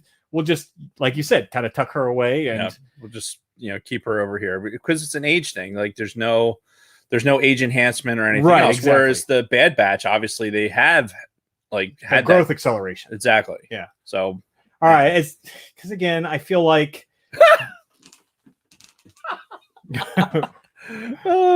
Isaac's got the perfect theory. Oh, Omega is Snoke. Yes. Okay. I like it. Some with the hair, I guess, or lack of. But I mean, this raises so many questions because they also mentioned in the same conversation that there was only one other pure genetic clone of the original host. It was named Alpha, later named Boba. So obviously, we know Boba Fett. And then Omega. So we've got the Alpha and the Omega, which I think is pretty clever. Yeah. So, but this opens up so many possibilities during canon is, let's say Omega lives through all this, right? Like the fact that her and Boba are like twins, essentially, brother and sister. So does this come into play in the Book of Boba Fett that comes out this December? Is this going to be a thing? Does Omega live, and does Boba learn about her, and do we have some interaction between these two down the line? My initial thought about that is negative. I don't like that idea. There's no fucking way they could ignore that at this point. I don't know. All right. Well, either way, it's all out there in the open. Again, I just hope that they're, I hope that it's her defect that made her female and not some other political statement that Disney's trying to make. But yeah, Cad Bane's got fucking Omega. He's taking her to this rendezvous point. She tricks the fucking Seth Green droid to let her out of her little prison. Right. To try to escape. They land at this rendezvous point, which is apparently an old Kaminoan facility, right? On some other fucking remote planet. Oh, shit. I was just looking at that. Damn it. Never mind. Okay. But yeah, which we see some weird shit going on later. Omega fucking beats feet out of the ship. Cad Bane's like, what the fuck? So he's looking through these old abandoned corridors for her, and then they come across Tanway, who was supposed to meet there and like hand off the credits and everything, and she's fucking dead. Right? Somebody just like straight up fucking murdered her. Right. Come to find out, it's our old friend Fennec Shan. Right. Back. So she is back with a new mission to also get Omega. And we have some really cool fights back and forth between Cad Bane and fucking Fennec. Right. Which there was some really cool shit going on between the two of them, between their hand-to-hand fighting and, some of their shootouts. There was one really cool scene where she was like hiding around a corner, right? And they're kind of like shooting back and forth at each other. And Cad Bane's like, all right, I'm going to fucking like go around that corner and fucking, blast her out and everything. He gets around the fucking corner and boom, there's a thermal detonator stuck to the wall right around that fucking corner. Like, I thought that was really clever. But yeah, we had some really good building up Fennec's like legacy. Like, this Sure. is why Fennec was considered to be a badass. Yeah, like in The even Mandalorian. though she was like they admitted earlier on that she was like kind of a newer bounty hunter Yeah. at this point. All thrust, no vector. I don't know what that means. How are you in the Air Force? I don't know. So as they're both pursuing Omega, like she gets the best of Bane for a minute. Like she fucking like blows the shit out of him. He like slams against the wall. He's unconscious after that thermal detonator. Omega goes into this like fucking lab room, right? Where there's all these fucking, human-sized test tubes. Yeah. And you can see shit floating inside. Right. This makes me think of fucking Snoke. It makes me think of that scene in The Mandalorian last season Mm-hmm. where I can't remember which episode it was, but they were on an Imperial facility Yeah. and there were the fucking test tubes. It was when they went back to with fucking Apollo Creed. the planet that him and fucking Cara Dune were on. Right. Right. That, there's an Imperial outpost on the opposite side of the planet. Yeah. And there was like fucking weird test tubes and you never got to fully see what was in those. Yeah. Same thing was happening here, where though there was one point where one of them got like knocked over fucking Fennec and it opened and it kind of looked like a weird hybrid of like fucking Snoke and a fucking Kaminoan and like an alien from fucking Earth. It looked like a squid to me. It just looked like a pile of goo. Yeah, you never really Blech. got to see what the hell it was. But God, imagine that would smell, right? Whatever that material was. well, yeah, because like the whole place looked like it had been abandoned for Right. years. So yeah, probably didn't smell too great. And but again, we're led to believe that this was an old Kaminoan facility. So what the fuck was that shit? And does it relate at all to some of the stuff we see later on in canon?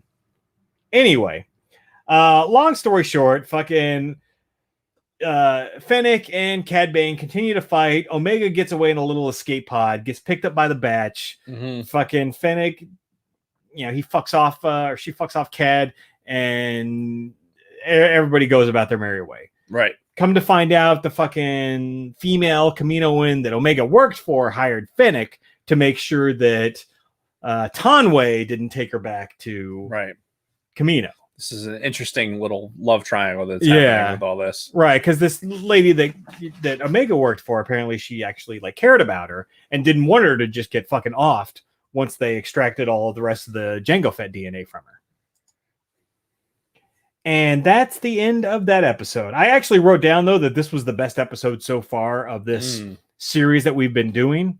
Like, this is the one that I enjoyed the most. A lot of action, a lot of revelations. Yeah. Some good stuff. Not overall in this episode. arbitrary, arbitrary cameos of other people. Just like, all right, let's move this along. Yep. Oh, shit.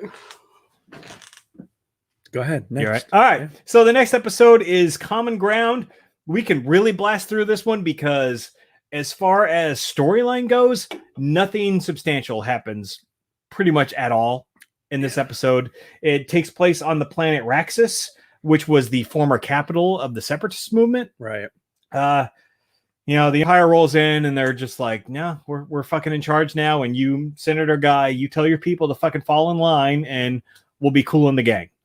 He's like, I don't know. They're like, all right, arrest him, and we're still gonna fuck over your planet. So get fucked. Yeah. And then I can't think of the droid's identifier, but he basically has the droid call in the fucking cavalry and like, hey, if I Right. get rolled up, Yeah, I'm gonna need people to come pick me up. yeah. Call this lizard bitch on Yeah. Ord Mantell. She'll Sid. It took me a second. yeah. And that's basically the thing. The Bad Batch gets called in. Their mission is to fucking break this guy out of jail. And there's some cool battle sequences. Like there's this one really cool sequence where they commandeer a walker and they're like walking it through the city and they're fighting all these fucking clones and Mhm. everything. It's all fine, good action scenes and everything else, but it doesn't forward the story whatsoever. They get the fucking senator out of there. Omega is with Sid back on Ord Mantell, and she's Right. playing fucking Dejaric, Right. you know, and she's beating all the fucking locals, and they're having bets and everything. Because she's good at strategy. Right. Yeah. So she's really smart. Again, she's very perceptive, and this all started when, you know, she was watching two guys playing the game, and she's like, he should have done this move instead. Right. And that's what got that whole thing started. But overall, nothing really happened in this episode. This was the definition of filler, if you ask me. Okay. I don't know that I agree with that 100%, but at the same time, the things that we're talking about right now, I think it's important to see the Bad Batch as becoming more a part of the movement as opposed to against it. Well, you know what I mean? yeah, it's a turning point. It is, especially when at the beginning they're like, no, we're not doing this fucking job. Right. These people are separatists. Fuck Right. that. Right. Where they were still back in that old mindset of separatists versus republic, where neither really exists anymore. Right. So now it's the Empire and then everybody else against the Empire. So they kind of had to have an internal battle where they're like, okay, things aren't the way that they were before. Right. So, but We don't even recognize them anymore. right, exactly. Before we finish with these last two episodes, I think we need to take one more very quick break Okay. and be right back after this second word from our sponsors. You need to stop giving free snaps. Let's see. Luna Girl asks, any chance anyone is going to be in the WSTR Media YouTube chat tonight? Probably not. Probably not. Sadly, not tonight. Monday nights are tough, especially after the show. I'm exhausted. I'm tired now. Oh, fuck. For no fucking reason. But actually, there is a reason. Because I don't sleep. God damn it. Anyway, I have to go train at the ice cream booth later. Cool. Can we have ice cream? I mean, are you bringing enough for everybody? Isaac? I mean, you have to have some for the entire class. Otherwise, you'll be in trouble. Colt 45 malt liquor. It's a dynamite taste. We haven't had that in a while. Tell them the Sidebar Cantina says, hey. Yeah. Tell them we said hey and continue doing what you're doing. I'm having mint chocolate chip ice cream right now. Son of a bitch. Who's having chocolate chip ice cream? Stonebleed's having mint chocolate chip right now. That's bullshit. Drink. What? What? Why were they drinking? I don't. Sweet says to drink. Drink, bitch. Did I do something? Sidebar. Sidebar.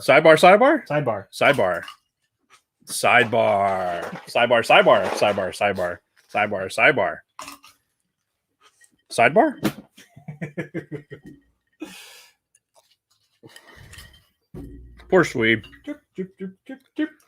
The creamy. Oh, the dynamite taste. I didn't know. I forgot. I will fully admit that I'm not 100% read in on the rules of the drinking game because we don't participate in said Sidebar Cantina drinking game. But you can if you join the All Things Star Wars, the Sidebar Cantina private Facebook group. Yes. Which has always been the Sidebar Cantina private Facebook group, and I don't know why I would screw that up. Everyone's having fucking ice cream. You sons of bitches. It is summertime. Summertime is when you have ice cream. Summertime. We ready? No. Yes. Are we running out of space again? Or is your computer? No. I think I'm good.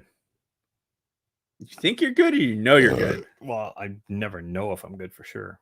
Let me check. Well, before I click this little button, let's make sure. I love how every time I click off the I have to leave the comment section to open up the countdown. Yeah. And every time I click out of it, there's like 4 or 5 fucking comments all stream in. Yeah, we're okay. Oh, there's another drink I mentioned, ATSW. Oh, that's fine. Supergirl made ice cream. Well, I the thought other we day. were having cookies today.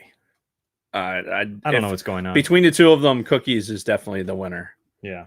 So anyway, we're ready. Yeah, let's do it. Do it. Ready, set.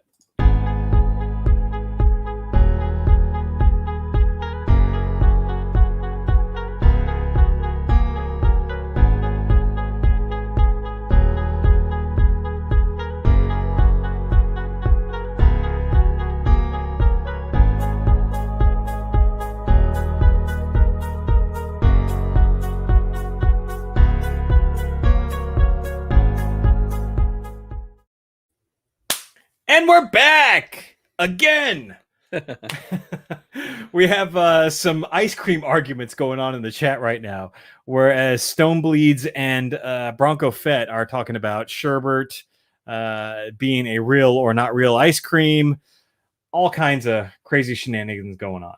And again, if you're not subscribed to our YouTube channel, Dave, where should they go to subscribe and watch us on YouTube? The Sidebar Cantina, right? What's the full URL? Oh, fuck if I know. YouTube.com/C/the Sidebar Cantina. Yeah, was that so hard? You can't put me on a spot like that, man. I do that every week. What are you talking about? Not for the YouTube.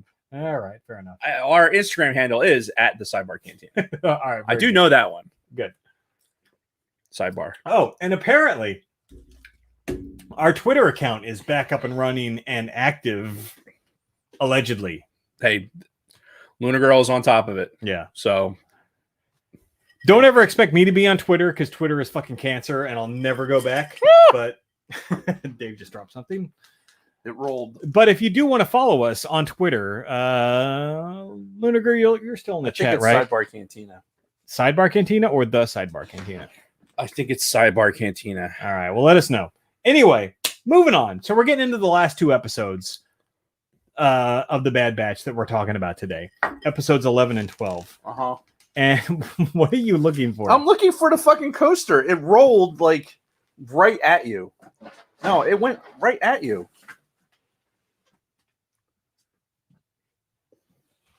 I don't know. The fuck? Somehow a coaster just disappeared. It fell off the glass, hit the ground, and went. It like took off like a Hot Wheels on an orange track. Woo! Go on. All right. Well, it's gone forever. Anyway, All right.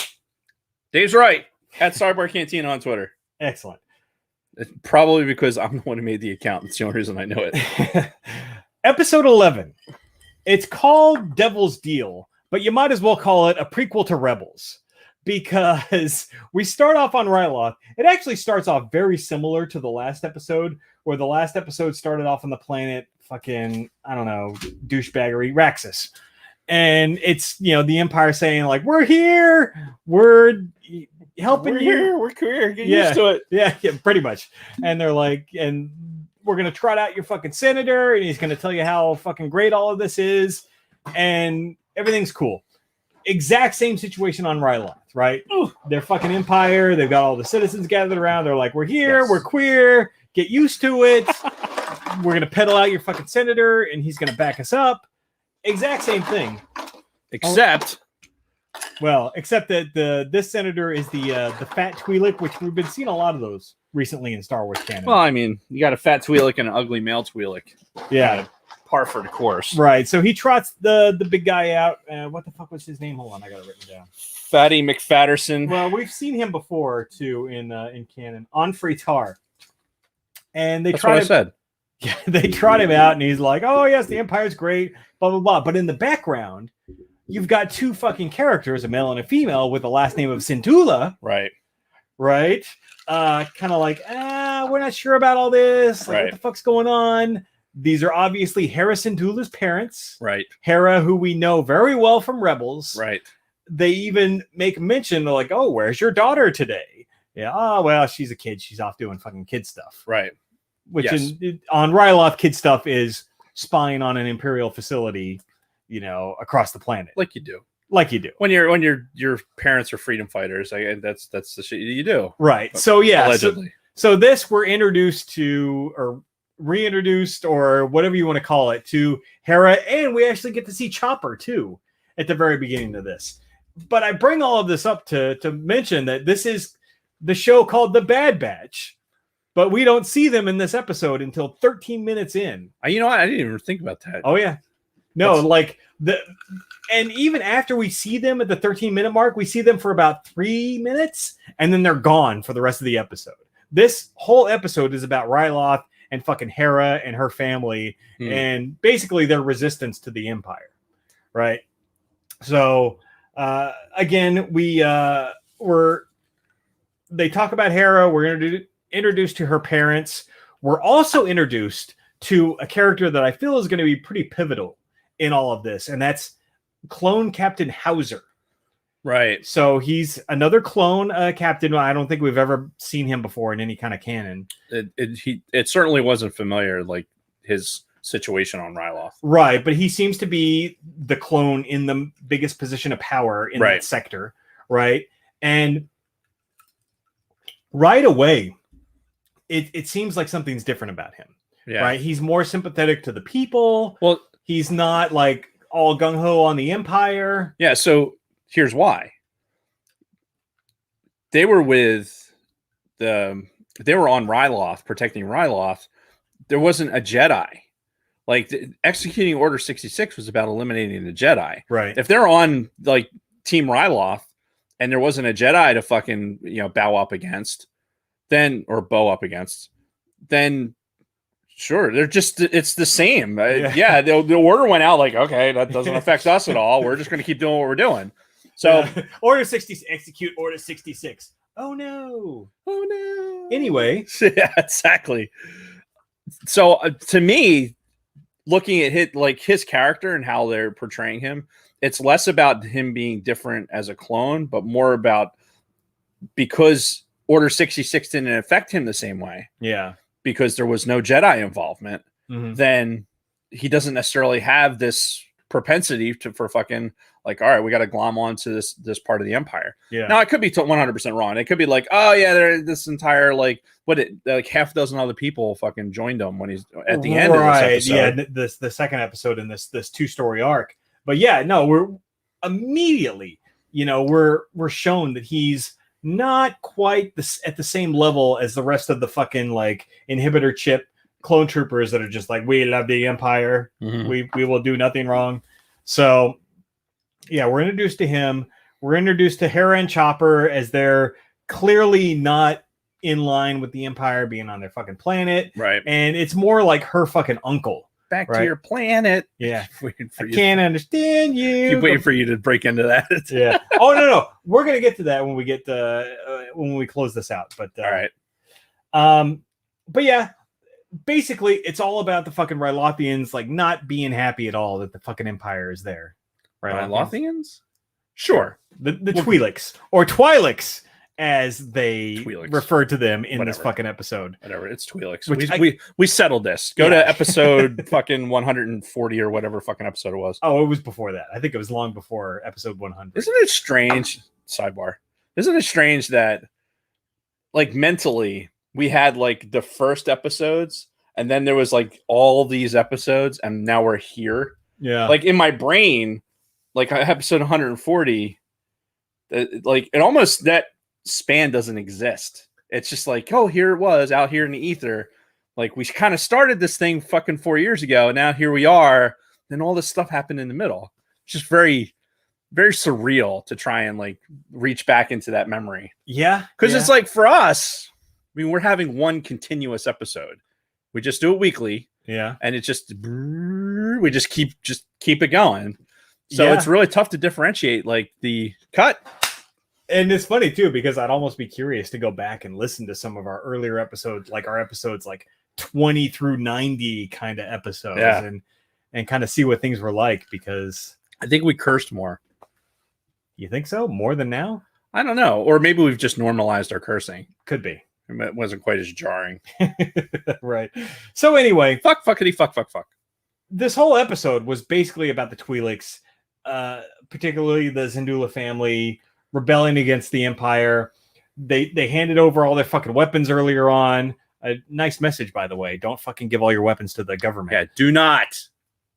Yeah. So not a very left-wing message either. So Don't do it. Nice little nugget that Filoni and crew snuck in there. There you go. So we finally get the fucking badge again. Like I said, at the 13-minute mark, halfway through this fucking episode, only because Hera and her fucking uncle go to this little moon off of Ryloth, which all kinds of questions about that. Like it seems like there's no fucking atmosphere. It's a very small moon, but they're just outside walking around. Don't need fucking oxygen or anything. But They got oxygen stored in their Lyco.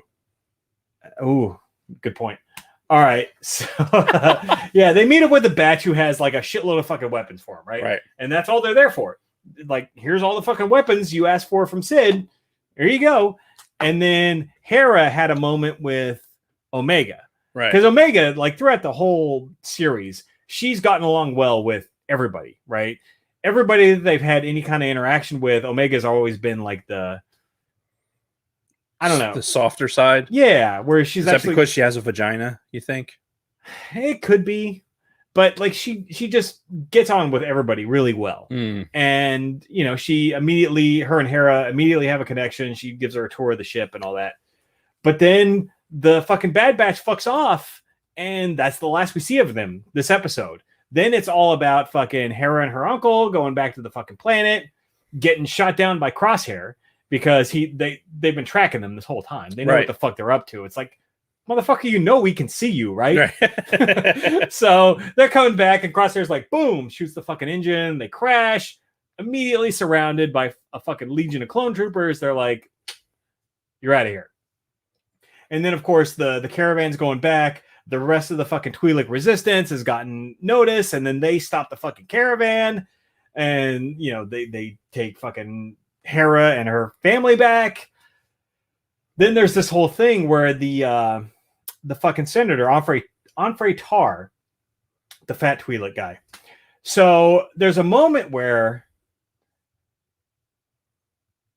they have him captured. Fucking Hera's dad has like a gun to his head. It's like, motherfucker, I will blow your fucking head off. And the wife's like, no, we'll save it for another day. And he's like, all right, fine, whatever. And then that fucking asshole admiral that's there, Vice Admiral Rampart, right, gives Crosshair the signal, and he fucking puts a bullet right in the fucking side of the dude's head. Yep. Right. Yeah. And so you're like, ooh, like he's fucking done. No more Fatty McFatterson. So here's the thing.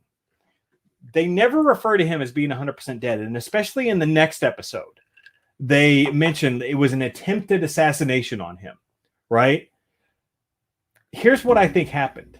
There is a novel in Star Wars canon, in Disney canon, I think it was that Dark Lords of the Sith, where Onfray Tar is present in that. And this takes place after the fucking Bad Batch. This is somewhere halfway between episodes 3 and 4. He's in that. But I think there was some miscommunication between the fucking story group and the animators and all that, where they fucking offed him, right? Because again, if you watch the episode, don't listen to any of the dialogue, motherfucker takes a shot right in the fucking temple. Yeah. Like he's done. Yeah, that's not like, shot in the chest that you could potentially live through, like what they did to Hunter already. Yeah.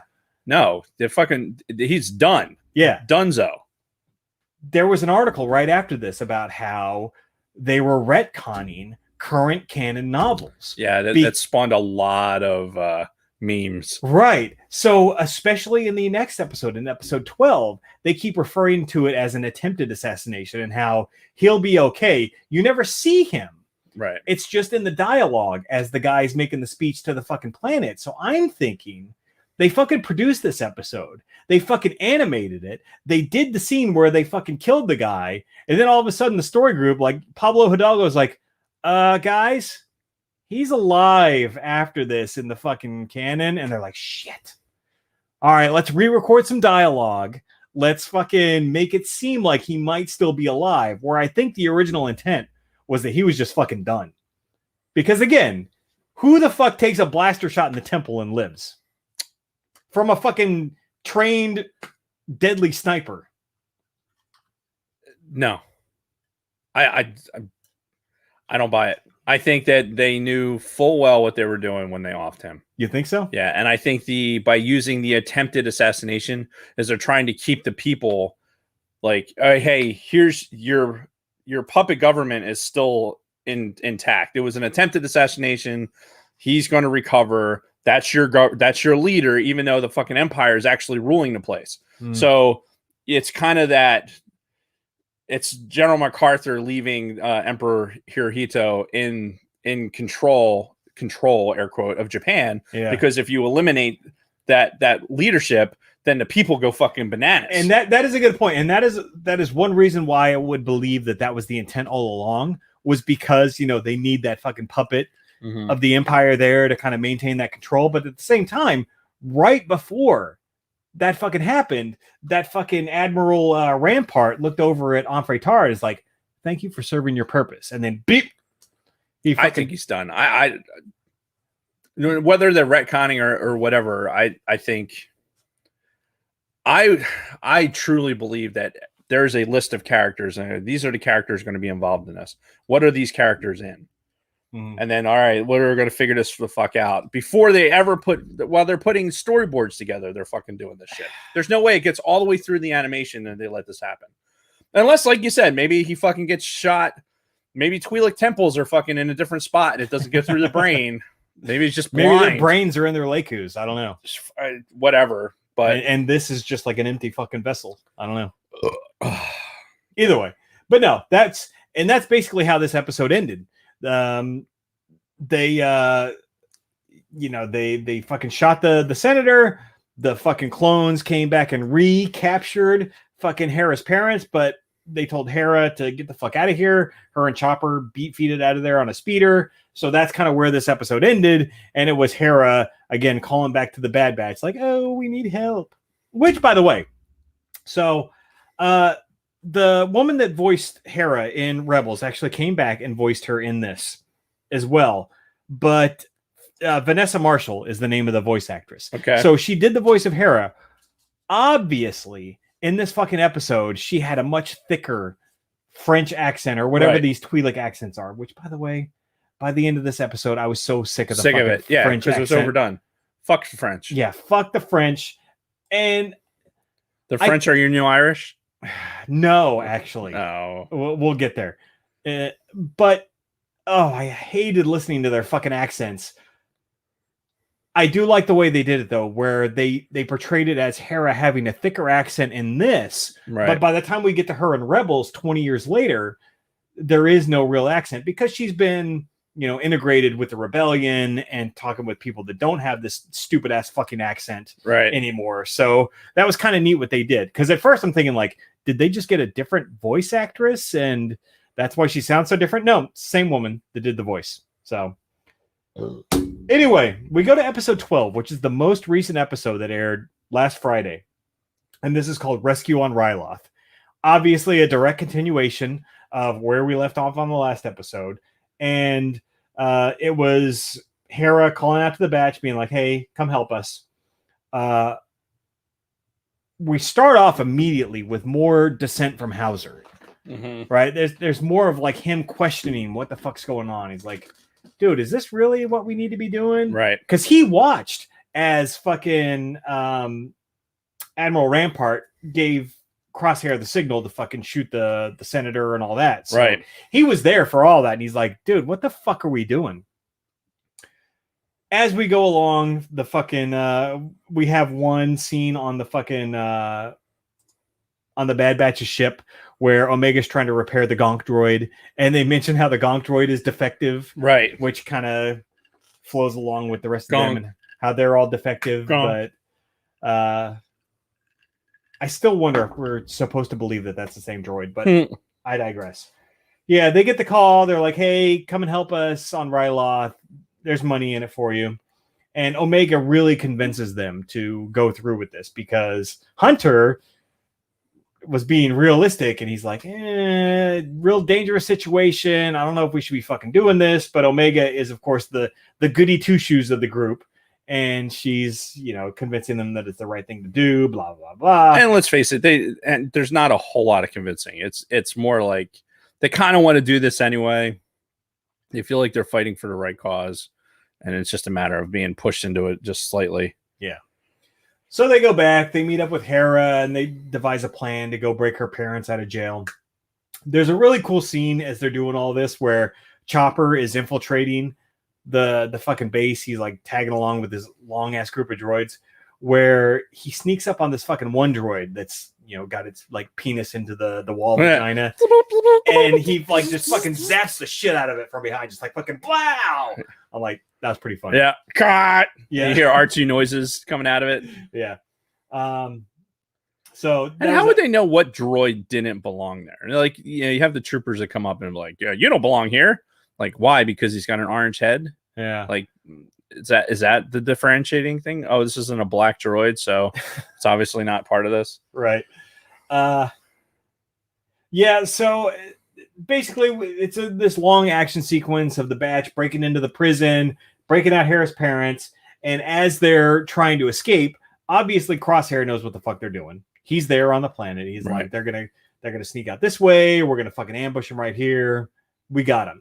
When fucking Hauser stops him, the batch is about to go out this fucking big door where fucking Crosshair and his whole crew are waiting, and he's like, "Hey, you're walking into a trap. Get the fuck out of here." And the batch are like trying to tell him, "All right, cool, come with us." And he's like, "Nope, I'm not gonna leave. Not gonna abandon my squad." Doors open. It's just Hauser there, and he convinces a dozen or so of his fellow clone troopers to like throw down their arms, like this isn't right. We were here to like protect the Rylothians or the Twi'leks, whatever the fuck you want to call them. And again, half of them throw down their fucking weapons. They all get arrested and rolled up as like Hera and her family beat feet with the fucking Bad Batch. So this is where I think we see the beginning of the decommissioning of the clones, right? We talked about it before, Hauser and now a good handful of other clones are like, this is fucking wrong. We're not fucking doing this. I can see this being the catalyst for the Empire being like, all right, you know what? These fucking clones, as time's going on, they're starting to deviate from the programming a little bit. So we need to cut this fucking program, start, commissioning stormtroopers or whatever they end up doing. Conscripted service. Yeah, conscripted. But I feel like this with Hauser is the beginning of the Empire kind of cutting off the clone program. That's just my theory. I think it's too soon for that. You think so? But they're running episodes, right? So I guess it has to come at some point. We have to see like this idea that the clone troopers are going to be retired. They're not going to like put them in fucking camps and mass executions. I just don't think that they'll do that. They're not? I don't know. They just shot a fucking fat dude in the head. I mean, speaking of, let's go back to that real quick. So right. While you were talking, I was on Wikipedia for Orn Free Ta, and according to Wikipedia, ordered Crosshair to shoot Ta in the head, so the senator was incapacitated. Two clone troopers quickly ferried Ta away from the spot, and despite the shot, Ta survived. Later, Rampart addressed the citizens of Lesu at another public gathering and promoted opposition against the Free Ryloth movement, and so on, so on, so on. So, if you are to believe Wikipedia, then yeah, he lived.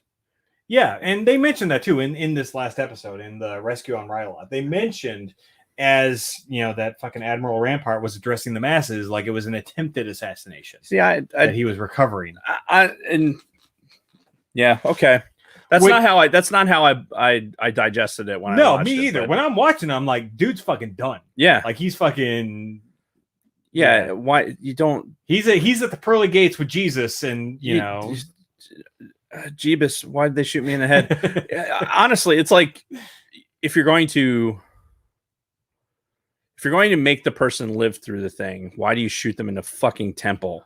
And that is what I'm saying. I think that the fucking creators of this show didn't realize that he showed up later in canon in a fucking book, and they're like, yeah, we'll just fucking off him. It'll be a really cool scene. He'll get shot right in the fucking head. Man, I find it hard to believe they would have missed something like that. And then the story group's like, yeah, he's still alive in this book. Or maybe because he's so fat, the only believable thing would have been a headshot because the fat would have kept him from bleeding out. I don't know.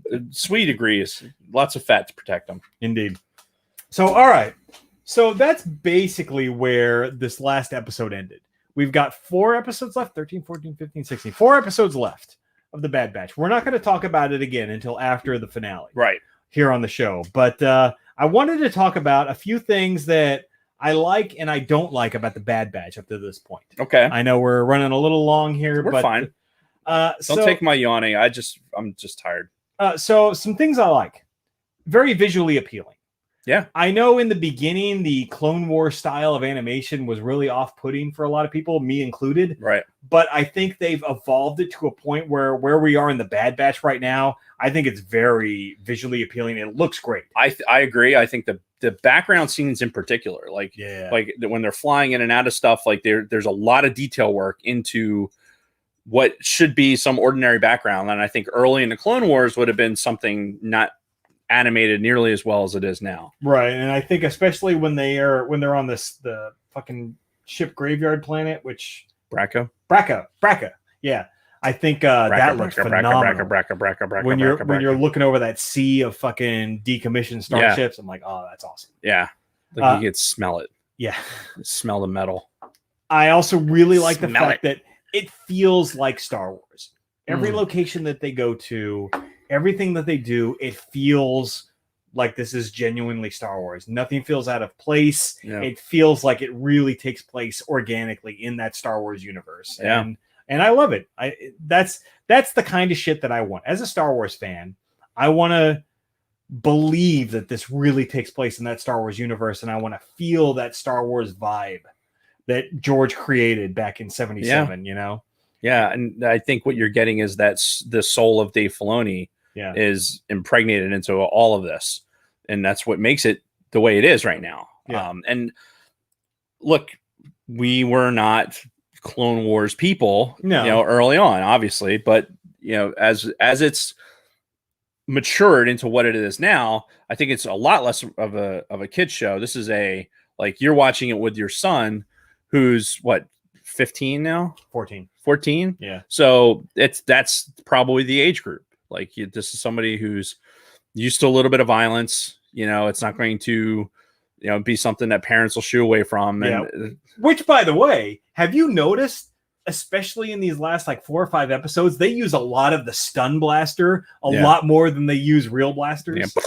Yeah, the fucking thing that they fucking shot Leia with. Right. In New I Hope. love, again, you're talking about what feels like Star Wars, like stun blasters. That's what they sound like. Yeah. No matter where it is. Yeah. Anywhere in this universe, that's what it sounds like. Mhm. That's fucking great. Yeah. No, and I've noticed that they use that a hell of a lot more often in this than any other episode or any other Star Wars canon. The other thing that I really like about this is the setting, like the timeline of the setting. This post Episode 3 Star Wars universe, which we haven't seen a lot of, especially in a cinematic sense. Right. We've gotten a lot of books and comics and all that, but cinematically, visually, we haven't really seen much at all, between episodes 3 and 4. So this is starting to fill that gap. And I like the setting, especially when, you're on Ryloth, you're on Raxus, and it's the fucking Empire rolling in, and they're like, citizens, we're here for you. Yeah. And they're still in walkers that are clone era. Yes. And they're still using a lot of the drop ships, the same thing. They're still using the Clone Wars era drop ships. Yep. We haven't fully migrated to that yet. Yeah, exactly. But that's a lot of the things that I like. There's a lot of things that I don't like also. I don't like the fact that we haven't gotten any real meaningful character development. Outside of Hunter, I think Hunter is the only character that's had any modicum of development because of his relation to Omega and the fact that he's kind of taken on this fatherly role. Right. Otherwise, these characters are these characters. There's no change. Tech is always Tech. Tech is always like a fucking robot, basically. Yeah. He just spouts off facts and everything else. Like a great example is when he was him and Omega were in the fucking abandoned ship, and she's like, "What's this blinking red light?" He's like, "Oh, it's probably a malfunction due to blah, blah, blah." And he's just spouting off stuff, and he has no fucking sense of anything that's going on around him. Wrecker is Wrecker. He's just a fucking feel good. He's like a strong, broody guy, but he's also a feel good kind of party guy. No real change. He's got a good bond with Omega. Echo is Echo. even Omega herself, there's no real character development. She's still this fucking goody two shoes, fucking super innocent clone of Django that I don't know. I haven't seen anything character development wise that really strikes me whatsoever besides a little bit of Hunter and his fatherly relationship to Omega. Yeah, and I think the Hunter relationship is the only one that's probably pertinent because the other guys are going to follow Hunter. Like the intent is to not make them individuals. They're followers. Like Tech is Tech. Tech needs to be with somebody who's going to tell him what to do. Right. Like that's part of his thing. Echo's the same way. Echo's, only whatever percentage of a fucking clone still, and his purpose and his continued existence is completely relying on what happens with this group. So there's really nothing else there. Wrecker, we had Wrecker's, coming of age, so to speak. But yeah, like when the inhibitor chip turned on and he fucking turned into a raving lunatic, and which is pretty awesome. Yeah, Bane-esque. You can imagine like Bane being that fucking just this hulking thing. Yeah.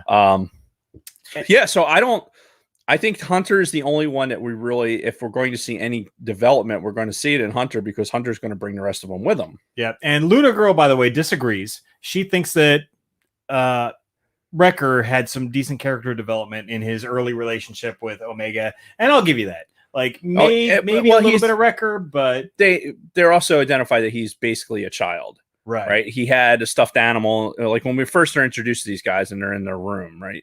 He has a stuffed animal. Yeah. That the reason they have that connection is because Omega took that stuffed animal and saved it when they fucking left Camino. Yeah. He's the fucking the what of the group? The hey you guys. he's that of the group. Yeah. Go get your snacks. Your post gig snacks and do whatever. Yeah. All right. Well, really quick, get into some of the other stuff I don't like. Omega's accent. I can't fucking take it, man. Really? I hate her accent so much. That thick fucking, as you call it, a Kiwi accent. I finally found somebody I hate more than the Irish. And it's the fucking New Zealanders. New Zealand can kiss my fucking ass. You know why? When people talk about New Zealand, they always bring up Lord of the Rings. Because you never actually see any fucking New Zealanders in Lord of the Rings. You see the fucking setting. Fuck New Zealand. Fuck everybody from there and that stupid ass fucking accent. Oh, I hate it. I hate it so much. I love New Zealand. Fucking, yeah. I've also spent time there.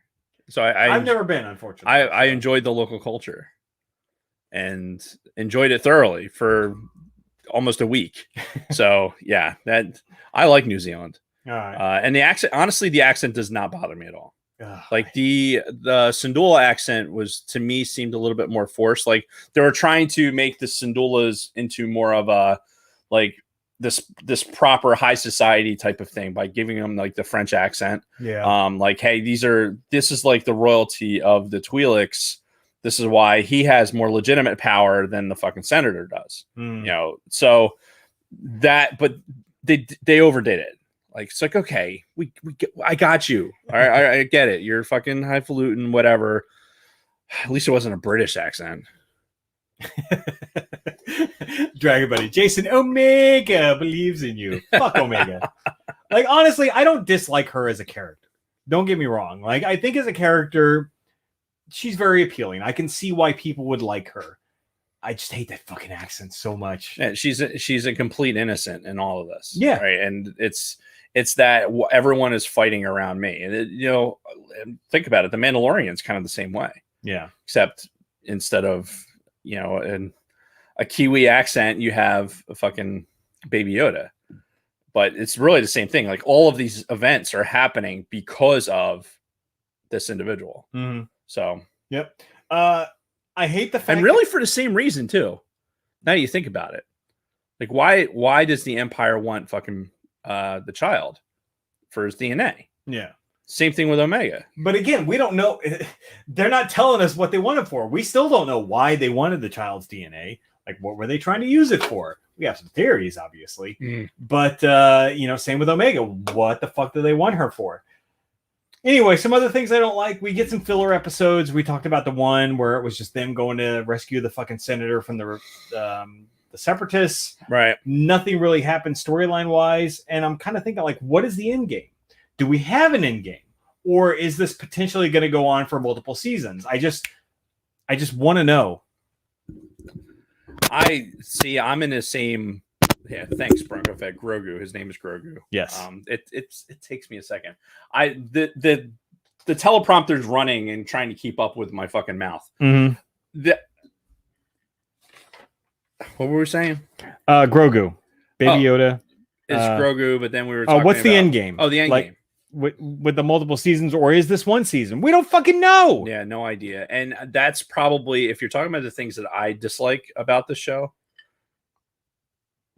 besides the things that I've already mentioned in the past, like I will say that in these latest episodes, I was getting into it. Yeah. I was getting into the story because to me it was less about the A-Team than and more about like what was going on in the rest of Star Wars. Like you said, it's Star Wars, right? And we feel like it's Star Wars, but every once in a while, they're like when fucking Sid is calling Hunter Bandana, right? Or she's calling out, what is it? Tech goggles. Yeah, which is fine. I don't have a problem with that, but like the John Rambo Hunter thing, like by buying into that early, now you're fucking stuck with it. Yeah, and it's like Tyson tattooing his face. You know, you're gonna have that. That's just gonna stay with you.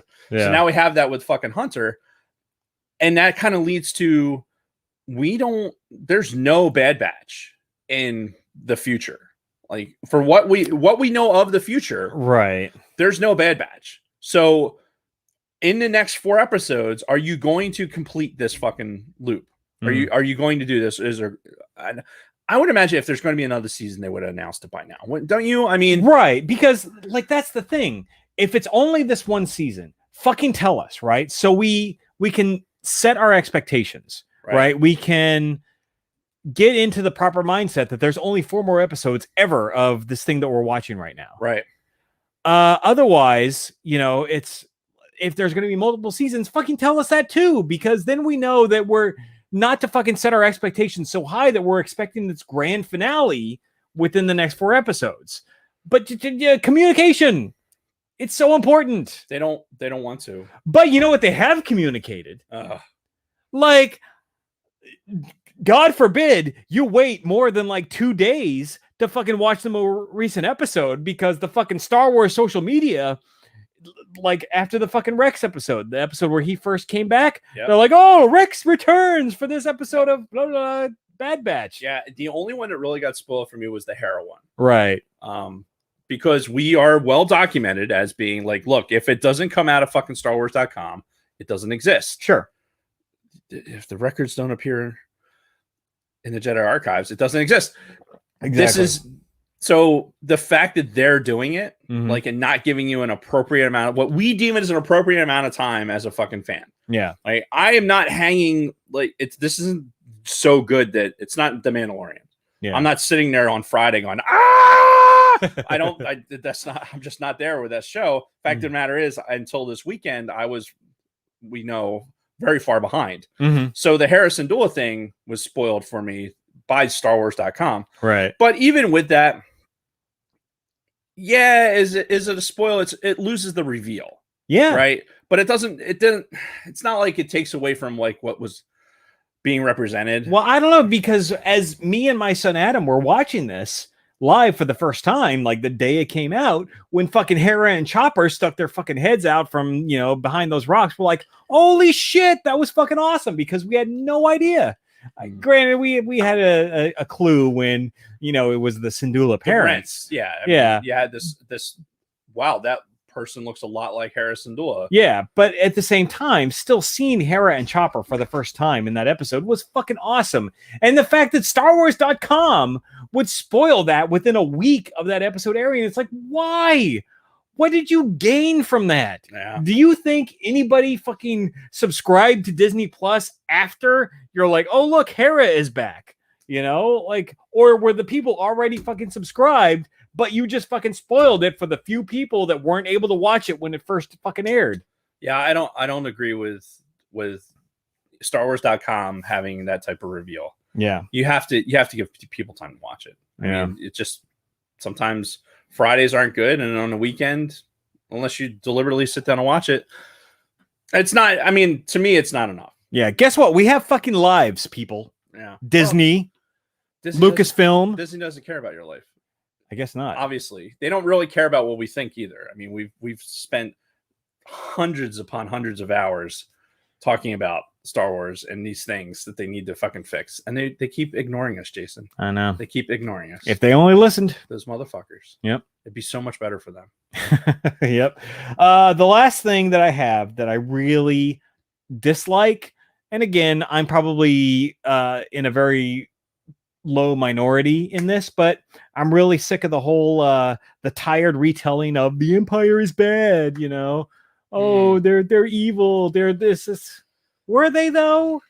Were they? Because even in your own canon, you fucking admitted that once the Empire fell out of power, that the whole fucking galaxy went to hell. Like criminals ran rampant. Yeah.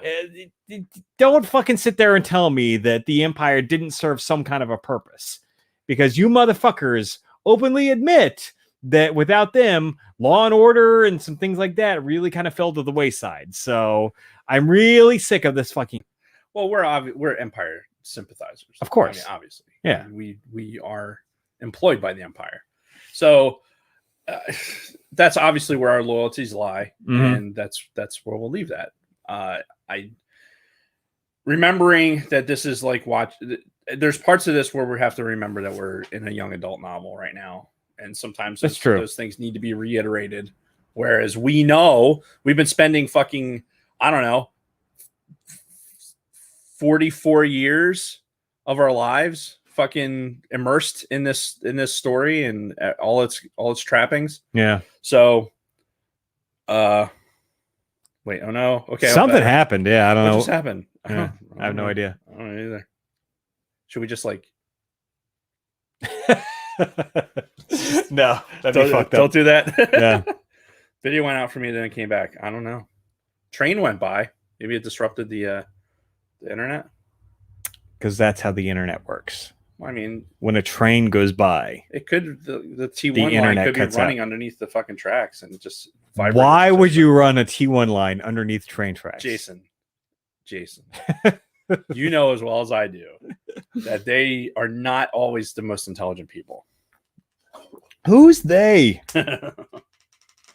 Yeah, Luna Girl just sent me a text. The video went out for 5 seconds. I think it was your video. I think we're fine. Oh no, Bronco Fett said the same thing. Whatever. We're pretty much done anyway, so yeah.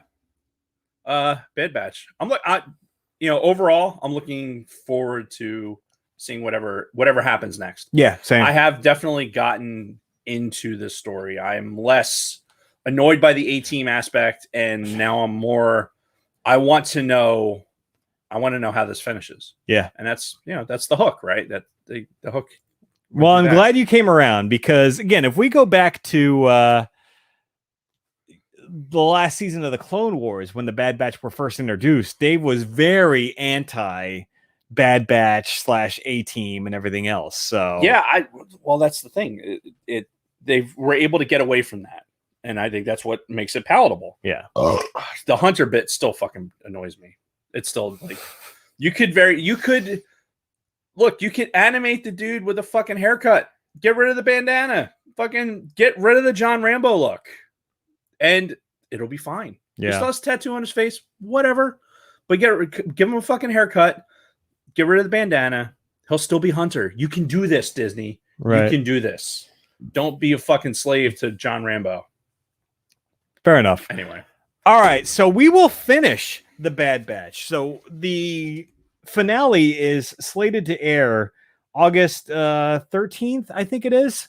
So join us for our next Bad Batch episode August 15/16 whenever we decide to record.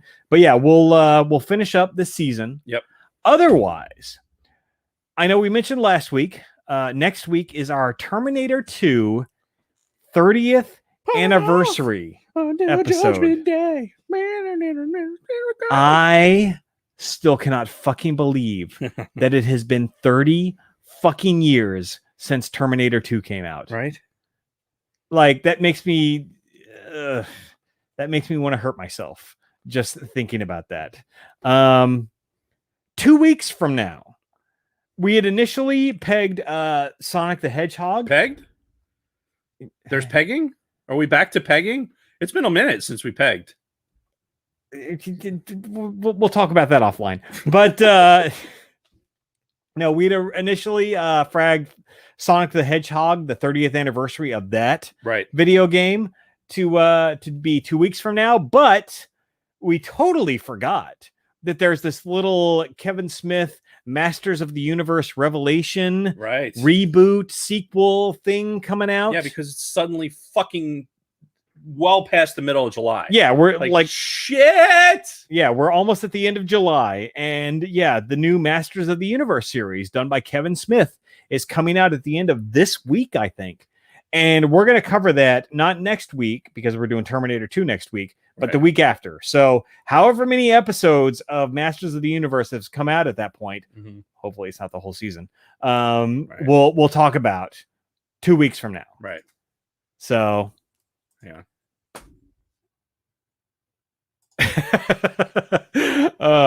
I'm not even going to say anything. Just again, subscribe to us on YouTube if you want to see all the degenerate chat that goes on our YouTube channel. So yeah, Terminator 2 next week. 30 years. I can't. I can't Until Judgment Day. wrap my brain around the fact that was 30 years ago. All right. Well, let's wrap our brain around the friends of the pod that are esteemed and amazing. Social media director has been gathering up the information for all the podcast brethren that would actually, I think she's doing she's doing like a pod Friday, like a friendship pod Friday, something like that. Help me out, Lunar Girl. And again. Anyway, I think they're still talking about Peggy. Yeah, that's all. Like what? So for the friends of the pod, Use and Abuse podcast, 2 shows on Tuesday, weekend racing recap at Tuesday morning at 5 a.m. I don't get it.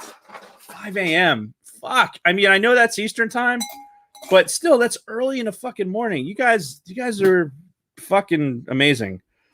The second show will be part 2 of on the A&E documentary of rock legends Kiss at 7 p.m. Fuck Kiss. Catch both shows live on YouTube. They're doing that just to fuck with you, by the way. You know that, right? Fuck Kiss. Stupid fuckers. ATSW Escape Pod guys are discussing the movie Back to the Future 3, which I think is a very underrated movie. I remember being it was down in Florida for our senior trip, and they had the at Universal they had the fucking train that they used on set. They had that train, and there's pictures of me in front of the fucking train. It was awesome. Very, very cool. And ironically, sidebar, the when we went to Universal, like as a family vacation, like this time, I don't know, 7 years ago now, it was like 2014. When you went to California? Yeah. So they had we went to Universal and they had the DeLorean. The original DeLorean is there in their one of their little fucking displays. Mm-hmm. And I don't know. It was just a whole Back to the Future thing. It just was like, oh, look at that. Look, we haven't discussed Back to the Future. We probably will at some point. Oh, I fucking love those movies. All 3 of them. The irony that for me with Back to the Future is that the date, October 26th, that's my birthday. Like October 26th, 1985, I was 10 years old. That was my 10th birthday. Oh, it's awesome. So I always I have pictures of inside the DeLorean that they had on display because I had October 26, 1985 on it. So I thought it was, I always make a connection that way. Talia's dad blew up the train in the movie. Holy shit. That is a story for another time. Yeah, we'll have to talk about that. Yes, we will definitely make that a story for another time. Anyway, the Escape Pod guys are talking about Back to the Future 3. Along with their usual nonsense. You can find them live on YouTube. Sorry, Lunar Girl, I didn't read the whole thing. You can find them live on YouTube at 7 p.m. Eastern Daylight Time on Wednesday or on your favorite podcasting app. And we're slowly getting to know our new Red 5. Apparently, Talia had Christopher Lloyd call her house once. What? This is breaking news. I know, right? It's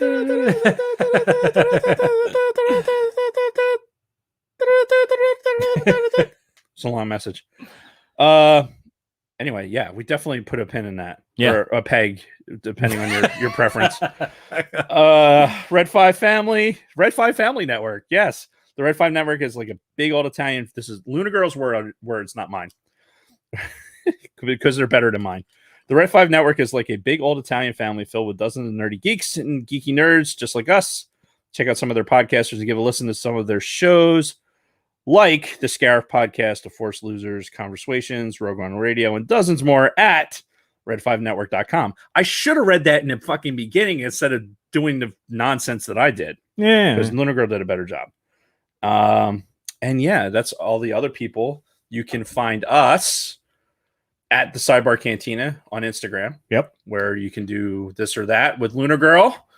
And honestly, if you're on our Instagram channel at all or on Twitter, you are interacting with Luna Girl, and she's the best. She is the best. Make sure you treat her proper, or else bad things are going to happen. Yes, we will come and we will kick the shit out of you. We will.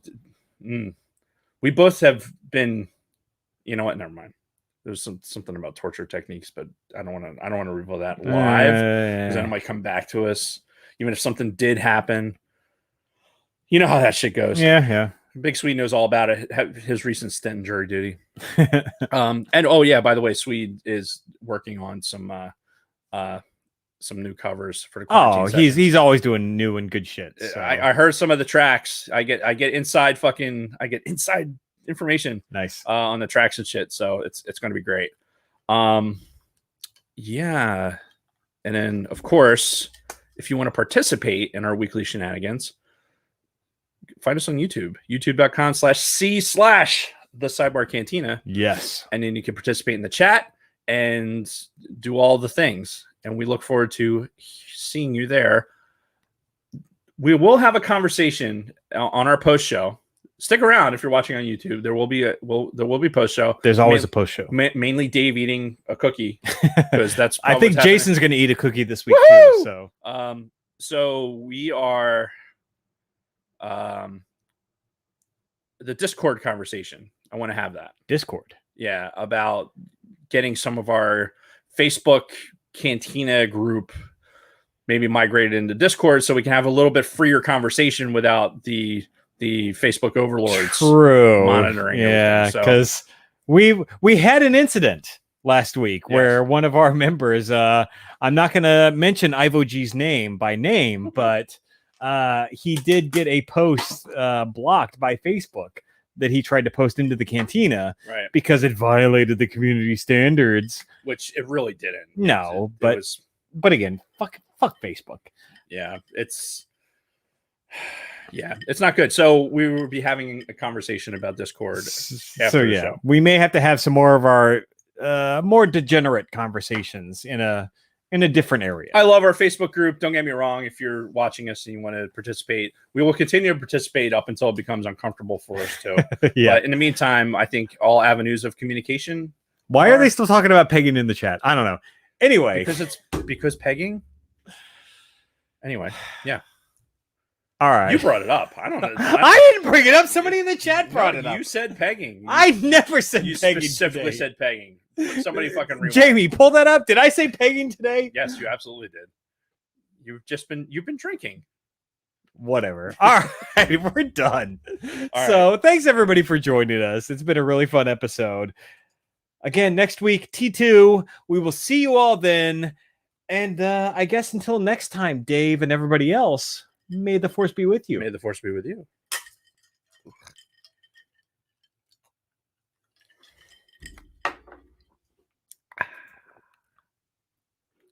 Okay, now what do I click? Yeah, alrighty. Peggy Carter. Isn't that fucking Captain America? Peggy Carter? That sounds right. I wouldn't know anything about a fucking Marvel. Episode 208. That remind me to talk about the Marvel thing when we get back. Raw, episode 208 Raw. I gotta piss first. All this Loki. Yeah, no, just put a pin in that. I'll be right back. Let's see. Do we have any? Who the fuck is Jameer Anderson? It was a week ago. About a week ago. Let's see. Project Hail Mary was awesome. Finally finished it. Want to see that movie. Not that they won't make it. Project Hail Mary. Don Solsky. I didn't see Don in the chat, but he messaged me. Project Hail Mary is part of the Bobaverse. No, it's the same. I think it's the same author for the Bobaverse. I don't fucking know. It was good though. If you're into the Audible books, I just started today Armada, the new Ernest Cline book, as read by Will Wheaton. Luna Girl, you're right. It is part of the Bobaverse. No, it's not part of Bobaverse, but it's the same. It's not part of the Bobaverse. It's the same guy. It's the same guy reading it, if that makes any sense at all. But it's actually very good. The Project Hail Mary is actually very good. It's not the story that you would. It's not. It's just good if you're into that shit, science fiction type thing with the Hail Mary. But like I said, I started Armada today, and Armada started a lot like fucking Ready Player One. Is the door locked or something? Fine in here. Yeah, it is. Oh, you can probably. You're the one. You're the one who said, "Oh, it's kind of." Yeah, fucking 3 hours ago. Whatever. Ooh, sitting here sweating up the place. All right. Okay, so the Marvel stuff. All right. Well, I'm pretty sure I've mentioned this on the show before, but I feel like Endgame, Marvel intentionally, they made Endgame a really good stopping point for the people who aren't so into fucking Marvel that they're, on the floor sucking Kevin Feige's balls. Who the fuck is Kevin Feige? Exactly. And if you don't know who that is, then no, and then that's the thing. Like, if you don't know who he is, or Feige or Faggy or whatever the fuck his name is, then you're obviously a casual fan. And I think that they built the MCU, the Marvel Universe, in a way where Endgame was a great stopping point for most casual people. Because, quite frankly, who the fuck gives a shit about Thor or the fucking Eternals or anything else at this point? Like, the casual people who aren't hardcore fucking Marvel nerds. I'm a DC guy. I've always been a DC guy. I jumped onto the MCU because they actually knew what the fuck they were doing in the beginning. Mm-hmm. And yeah, it was good. There was some good storytelling. It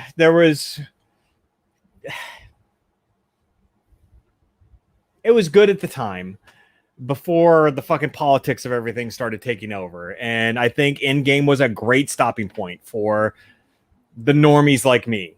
And the hardcore Marvel people, if you want to keep going with your fucking Lokis and your all the shit that's been announced up to this point, good on you. But for me, I'm good. I'm never gonna watch Wanda and fucking Vision or fucking Loki or I don't know, fucking Black Widow and her movie. I don't care. I don't care about any of that stuff. Yeah. So I have zero emotional investment in anything that they were doing. I enjoyed a handful of those movies, but I don't know. It's just like it's kind of like the Lord of the Rings thing to me, where it's just I just don't need it in my life. Right. Like I that spot is filled. I'm good. I have Star Wars. I don't need all this extra fucking bullshit to fucking entertain me. So I'm not going to be peer pressured into doing all this shit because Disney's trying to strong arm me into fucking liking Marvel. Right. I'm just not going to do it. It's just like fucking. I never got into Lost because everyone else was fucking into Lost. Same thing with. You should watch Lost. You should watch Lost. I know it's too late. It's too late. That ship has sailed. This is really good. This is fucking fantastic. It's called the Chewy, and it's Alton Brown's super chewy chocolate chip cookie. It's got like bread flour, and it sits in the fridge all day, like the cookie dough. So it's a special chewy cookie. It's really fucking good. delicious. Thank you. What the fuck? What? No. I think What I'm running. No, I think I'm running out of hard drive space again on my computer. You do need Harry Potter though. I'm fine with Harry Potter. I do.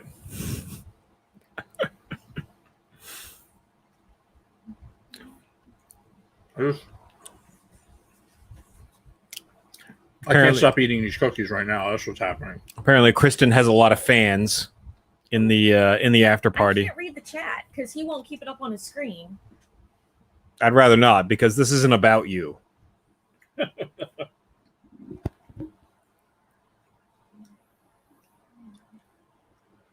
Bronco Fett gives a crap about the Eternals and DC sucks. According to What? Bronco Fett. That's what he said. You know what? Fight, fight, fight, fight, fight, fight. DC is the best. Superman is the best Is he? superhero, period. Yes, he is. Still?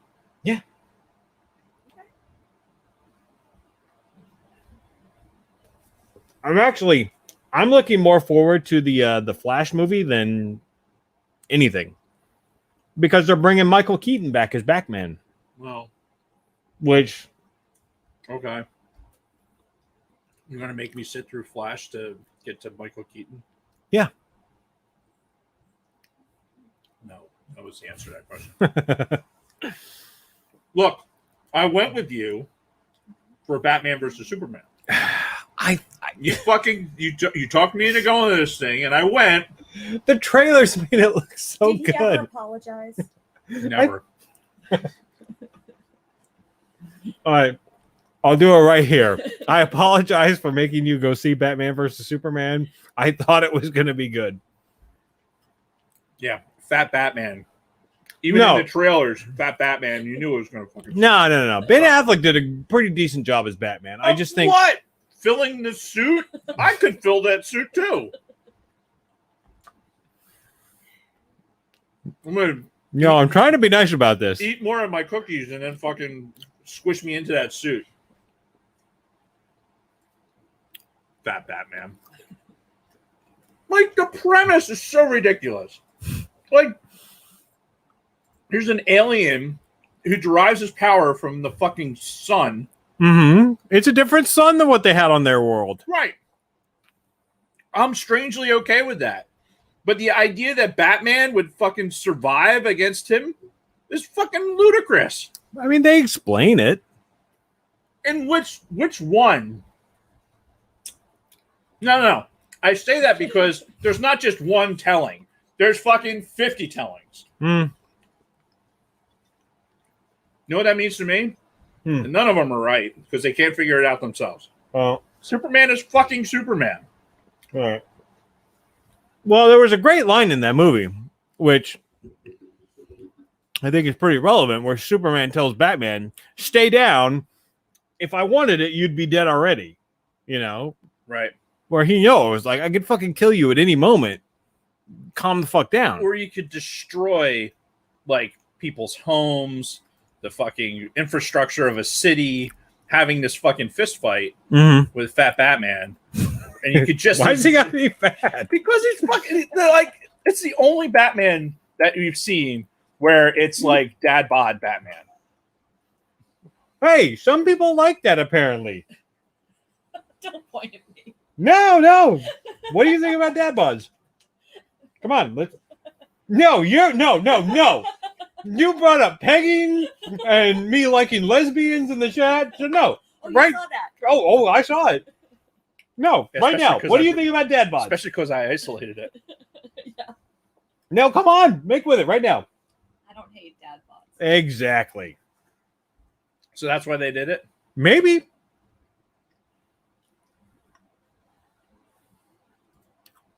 Maybe. I'm just sorry. saying. It was just bad. It was just really, really bad. I mean, the movie itself was shit. I'll fully admit that. I thought it was going to be better. The trailers made it look awesome. Well, that's what trailers do. Indeed. I These could eat- cookies are so fucking good. Holy shit. Stupid, right? It's like I could eat like 20 of these things right now. Yeah. Yeah, There's more. bag those up, There's please. more in the house. Get 'em outta here. What do you want? There's more in the house. I need to stop eating because I've already consumed enough.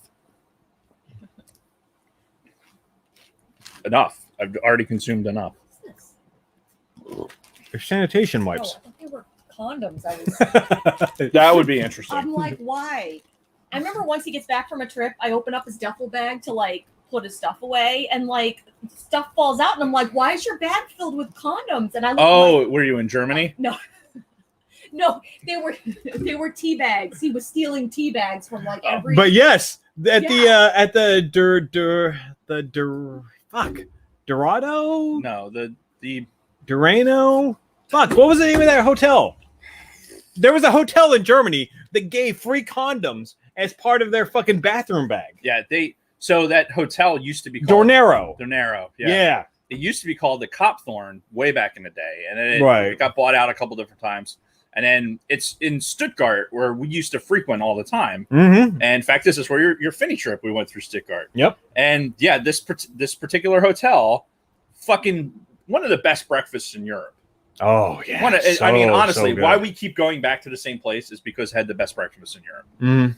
And it had been the best breakfast when it was the Copthorn all the way through. Like, so my 18 years of flying, like that breakfast was always good. Yeah. And I got there at least once a year.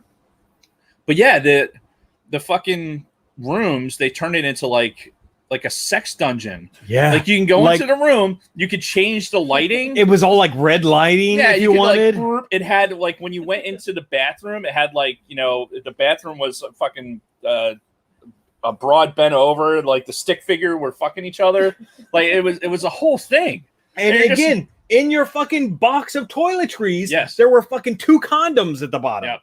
So yeah, you could very easily be like, "Hey, I'm trying to steal this for the soap," and end up with a fucking bunch of condoms. Yeah, and then you get home and your wife's like, "What the fuck?"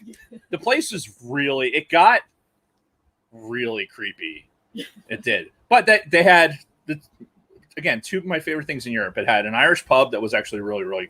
It was always fun. They had Yep. live music again throughout the entirety. And of this the- is all it part of just- this one complex where Yeah. the hotel was. Like just down the way, there was the Irish pub, and then just down the way from that, there was the fucking club and the casino. Yep. And fucking casino. God damn it! Nobody ever won a nickel out of that fucking. Oh, of course casino, not. Ever. yeah, Lunar Girl. It's Stuttgart, Germany. Yeah. It's not a frequent stop for a lot of people, but I stayed in other hotels in Stuttgart. I actually stayed downtown a couple times. Yeah. Which was cool. You know, go to the mall. They had the beer gardens in the mall and stuff like that. So well, that was right across the street from. no. I'm talking about downtown, like in the middle of like Stuttgart proper, because we were always off the main highway, Mhm. like with the airport access. Yeah. So, yeah, Stuttgart, Germany, fucking condoms. It was funny to watch it. It was the Copthorn right? It was like this proper place, and the rooms were like super, like old fashioned, old worldy type thing. And then fucking a decade and a half later, it turns into a fucking sex store. Yeah, where it's like, bring out the gimp. Yeah, The gimp's sleeping. we'll wake them up. Yeah, that's too funny. Yeah. No, that was one of the most memorable spots, and we went there a lot. Like I stayed there at least 4 times. Oh God, yeah. While I was in that squadron. I probably my first trip there was with Jimmy. Mm-hmm. Right, this is with the old jet.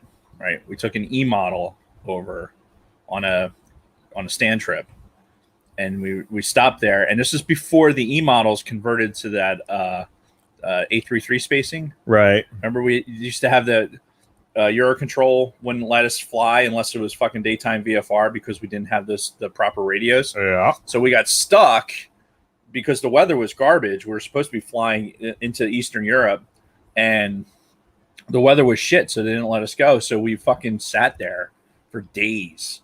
And the first night we were in a place downtown. The second night we were in the Copthorne, right? Had that great breakfast. We're like, this place is a fucking bomb, right? Go to the jet, can't go again, come back. Doug Green Doug Green says, well, we need to stay by the hotel, right?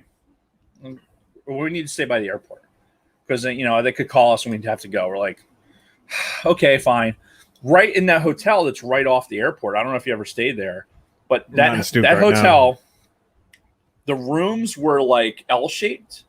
So like when you walked in, the bathroom was kind of like right here, like this little closet. And then the room went like this. And that other L was the bed. Oh. So you walked in and you were like, there's just walls like this on the bed. And it was awful. And the only thing close to it, there was a Burger King, of all things. There was a fucking Burger King in walking distance. You didn't go there, right? Oh, yeah, you had to. There was no place to eat. Because it's by the fucking airport in Germany. I've eaten at a McDonald's in Germany. Yeah, I mean, McDonald's is McDonald's, right? But the Burger King was meh. But there was like 2 mega sex stores, like IKEA-sized sex stores. Nice. Like right by there. So, and you're fucking bored to tears because, like, instead of being like, hey, we're going to be here for a couple days, let's go to the other place. No. We're going to fucking stay here where the fucking army guys are really enjoying themselves because it's a fucking bed. And we're like, this is fucking bullshit. And we would actually get a cab to go to the fucking Copthorne to go to the fucking Irish pub and do the brewery and shit. Yeah. But yeah, we were stuck there for a fucking week. This was the same trip where he stood outside the jet and told us that the tires were too low. Doug did? Yeah. Doug Wow. and Tim Burke. Wow. Like they fucking stood there. Now think of this. I want you to go outside, right, and look at your tires and go, that tire's low. Even though all of them are perfectly fine. They've been measured, right? Because back in the day, 135s, they had air. Like you would put air in the tire, like you would your car. And it was fucking cold. So air compresses. So with the appropriate pressure, you look at this, they had this like chart in the wheel well, and you look at the chart and you go, whoop, okay, it's this temperature. So the appropriate pressure would be this, right? Which all the fucking 8 tires were all the appropriate pressure. No, those tires are too low. So we had to get an OG fucking waiver to buy nitrogen from Lufthansa across the ramp because there was no air cart in that little fucking rinky-dink spot we were on. So, and they didn't have air because normal airliners, they use fucking nitrogen in their tires so they don't get the expansion. Right. So we had to get an OG waiver to fucking spend like 10 grand for them to drag fucking nitrogen cart up so that we could put it against it and go, psst. Because if we went any higher, they would have been overpressured. And that's way worse. Yeah. So we're like, psst, psst, psst, psst. Yeah, we basically gave it a token effort, right? Yeah. And then fucking they'd send the cart away. And meanwhile, Jimmy and I are just like, what the fuck? And we get in the fucking airplane. We get in the airplane, right? We're flying home. And this motherfucker has the audacity, like on takeoff roll out of Stuttgart, we get airborne. And he says, while we're on takeoff roll, like, oh yeah, see, that's rolling better. It's a good thing we got the air in the tires. Are you fucking kidding me? I hand to God, Jason. Hand to God. We're like, are you fucking serious right now? It was ridiculous. It was, and keep in mind, this guy is somewhere out there in the ether fucking flying commercial planes right now. Yes, he is. So, well, thankfully, the airline will tell him what to think about as opposed to. Yeah. And he did, apparently over the years, he's softened, but this was like brand new captain right? Know it all. Yeah. Like the same fucking clown who gets me and Jimmy stuck in fucking Korea for almost a short tour. Ugh. Like it was ridiculous, dude. Ridiculous. Hmm. Man, those tires look low. Oh no, they're the appropriate temperature. Here's the chart. See, look, we have a chart. That chart. See, that's what it says. Yeah. Nah, they look low. Okay, well, we should definitely go wake up in 06 for this. Right. Oh yeah, totally. Let's wake up in 06 and go fucking spend a bunch of money. Dude, can't make this shit up. It was poor Jimmy and I. And that was like one of my first trips with the debt. Was that trip. Oh, that's good shit. Yeah, that's how it started. Fucking anyway.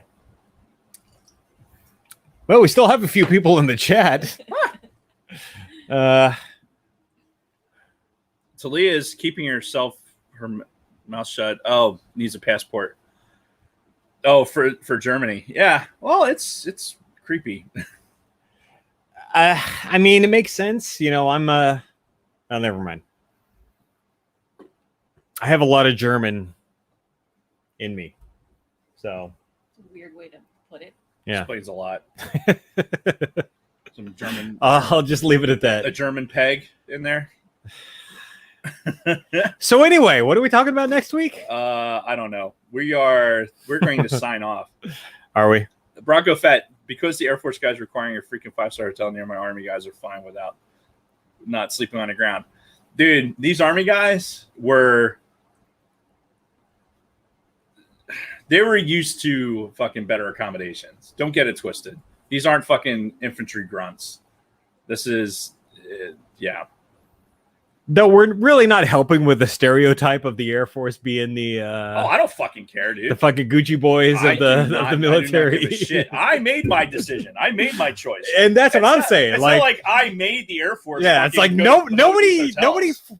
you know, twisted your arm and forced you to join the fucking army. Listen, I'm sorry, but because I got to go to places where I watched people take a shit underneath the plane. it happens, you know. That's that we got to do those things too. But we also got to, you know, go to some 5-star hotels in fucking Indonesia where you had the best fucking food do you that remember you'd ever have in your life. Do you remember? I don't know if you were on the trip, but we actually were mission planning, and one of the hotel was a 6-star hotel.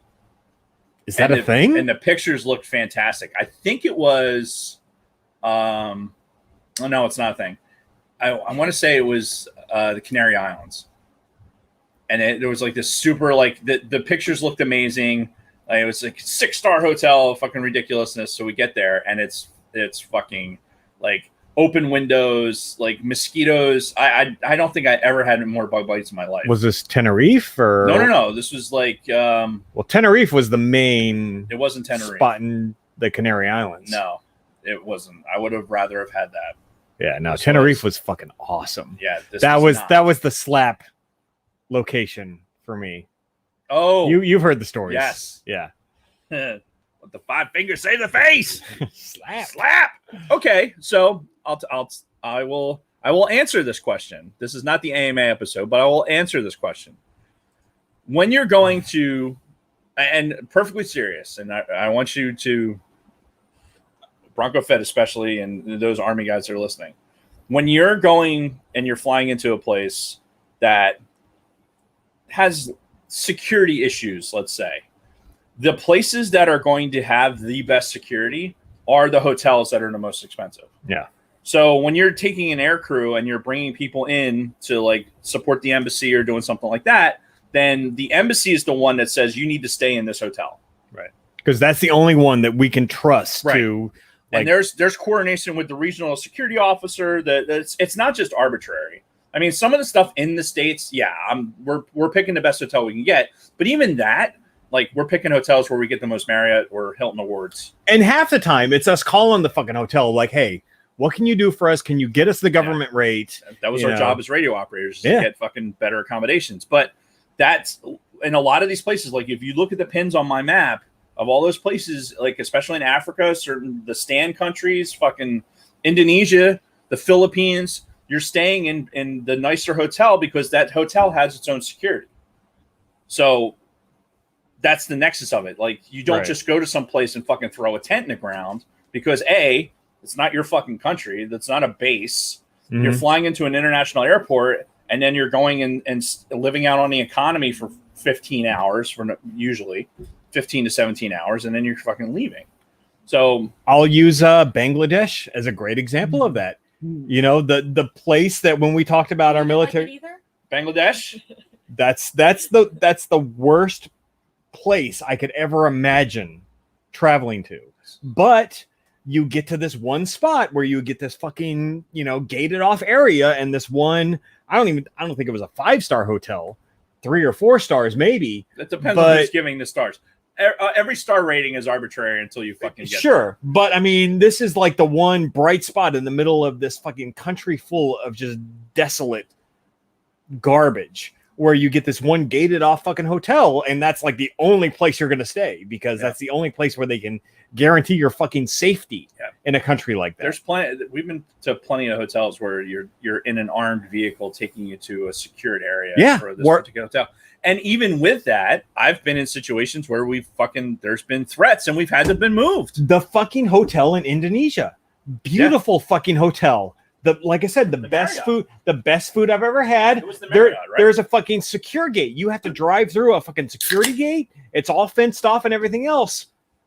A month after I went there was a fucking terrorist attack at that fucking hotel and blew the fucking shit out of. Yeah, I've been there too. The whole fucking area. It's fucking let's not belabor it too much, but yeah, the reality is that's what it is. It's fun. Yes, Air Force 5-star hotels, 100%. Lay it on. We earned it. Yeah. However, there is a method to the madness, especially doing what we used to do. Yeah, it's not just indiscriminate spending of government money. You know, there's a reason. Yeah, you want to talk about indiscriminate spending? You know what? No, we won't. We won't talk about that. Yeah. Wait until I retire, and then we can talk about that. No, I'm still in the Matrix, man. I Yeah, still have my true. fucking clearance too. Yeah. Anyway, when Bronco Fett went to Panama, they had freaking sleep in cheap houses. Oh, that was fucking Honduras. You ever stay over in Honduras? You and I were there together, right? I think so. Weren't we there? I'm pretty sure. Maybe. Where they put us in that fucking big gang fucking place, and the ceiling was coming down with the fucking mold and the mildew and everything. And that was. Yeah. We flew into the second most dangerous airport in the fucking planet. Yeah, because of the fucking mountains in the area and everything. Oh yeah. Yeah. We've had our spots, dude. Yeah. We've had the good ones. It hasn't all been wine and roses. So sometimes it was rum and roses, but that's neither here nor there. Indeed. I'm ready to go. Let's go. All right. Baby, I'm ready to go. Put it in your fucking bag, man. Put it in your mouth. In your motherfucking mouth. All right. Well, we've learned a lot about each other today. So thank you, everybody, to the 4 people allegedly who are still in the chat. Yes, thank you. Let's do this again. Yeah, we'll do it again soon. Maybe in a week. Maybe on Sunday. Maybe. We'll see what happens. Yeah, you let me know. But Talia says good night, boys, and Kristen. So yeah, you have your fans in the chat, by the way. Yes. Like as soon as you showed up, everybody's like, "Oh, hey, Kristen." Yeah. Like fuck me and Dave, right? Yeah, they sat for 2.5 hours just to get to the post show. Yeah. All right, let's do it. All right, we're out, guys. We love you.